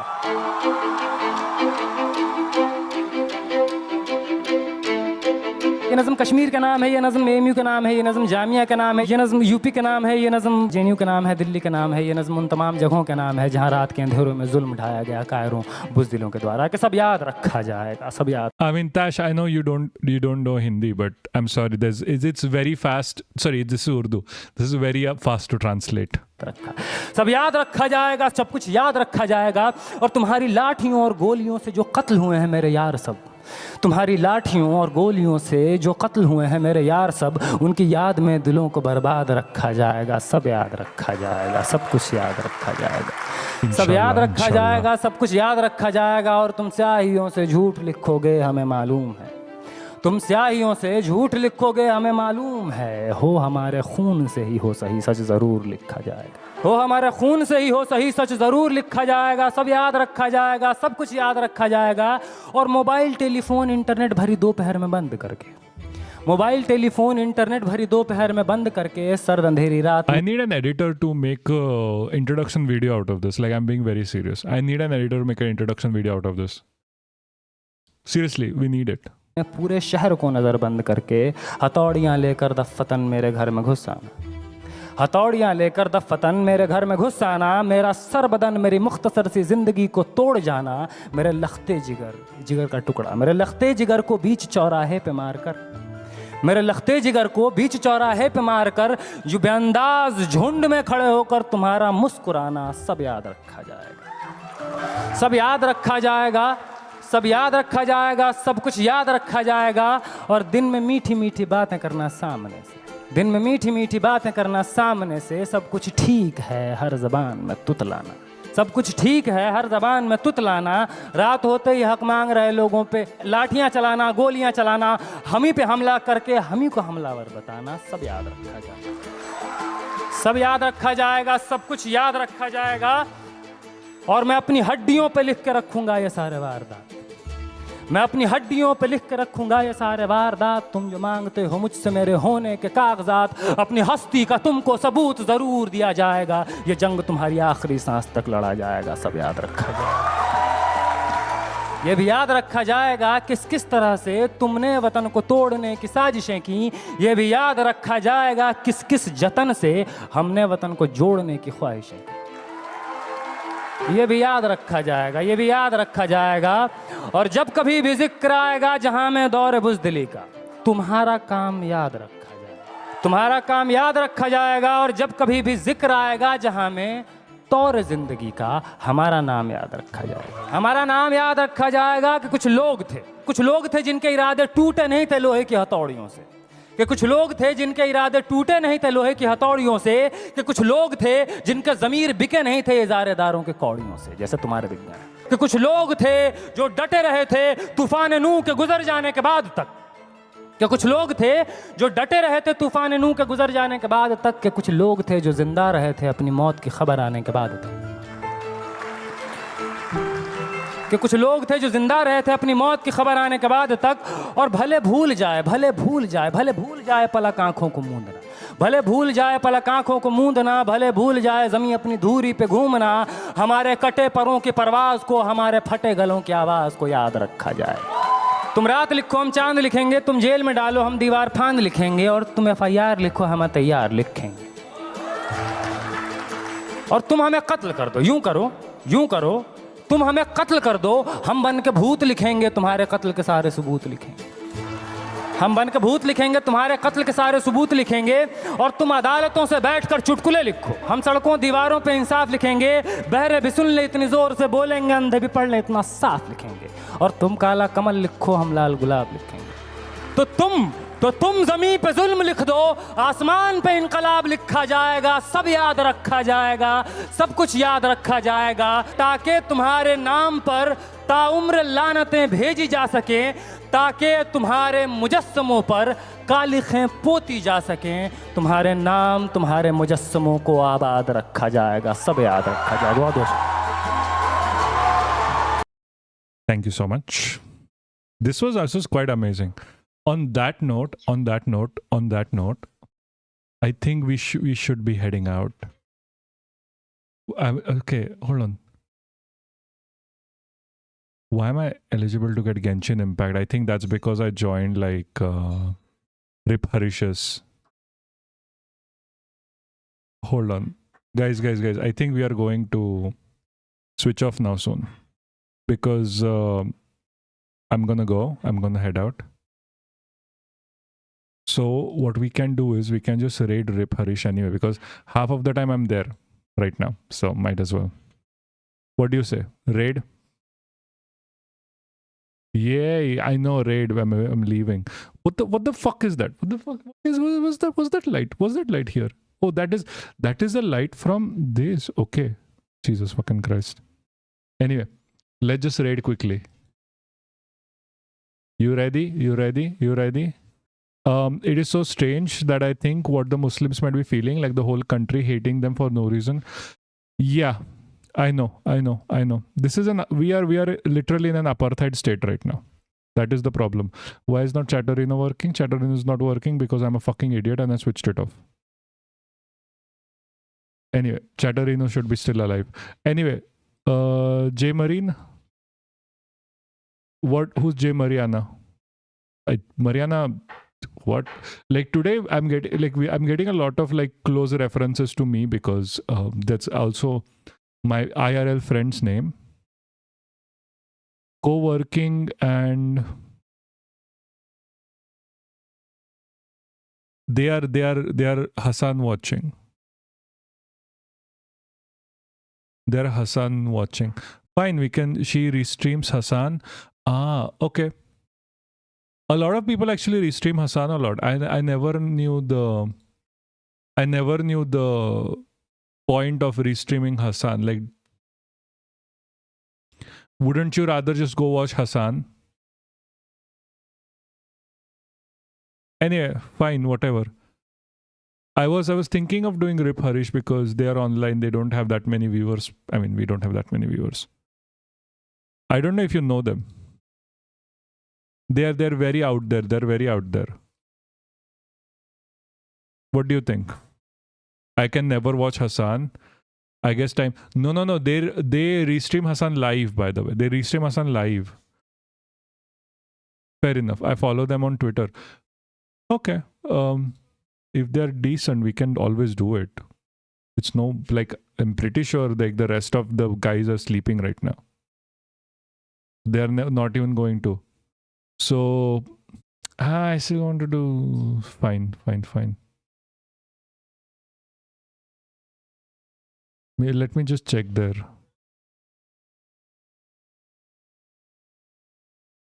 Are they American?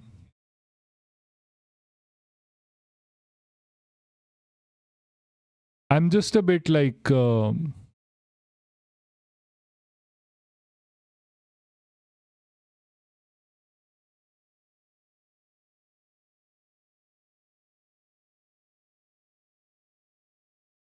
Okay, hold on. What? And pretty.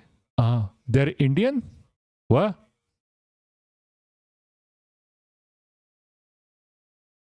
Oh, you follow Rip Harish. Yeah. No, Rip Harish separate. Let's just do Rip Harish. I know them.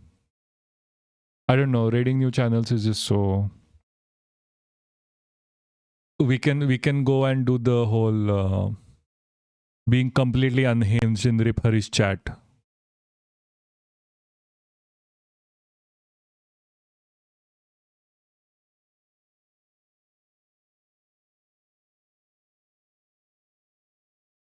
Okay, why am I being blamed for eating cheese?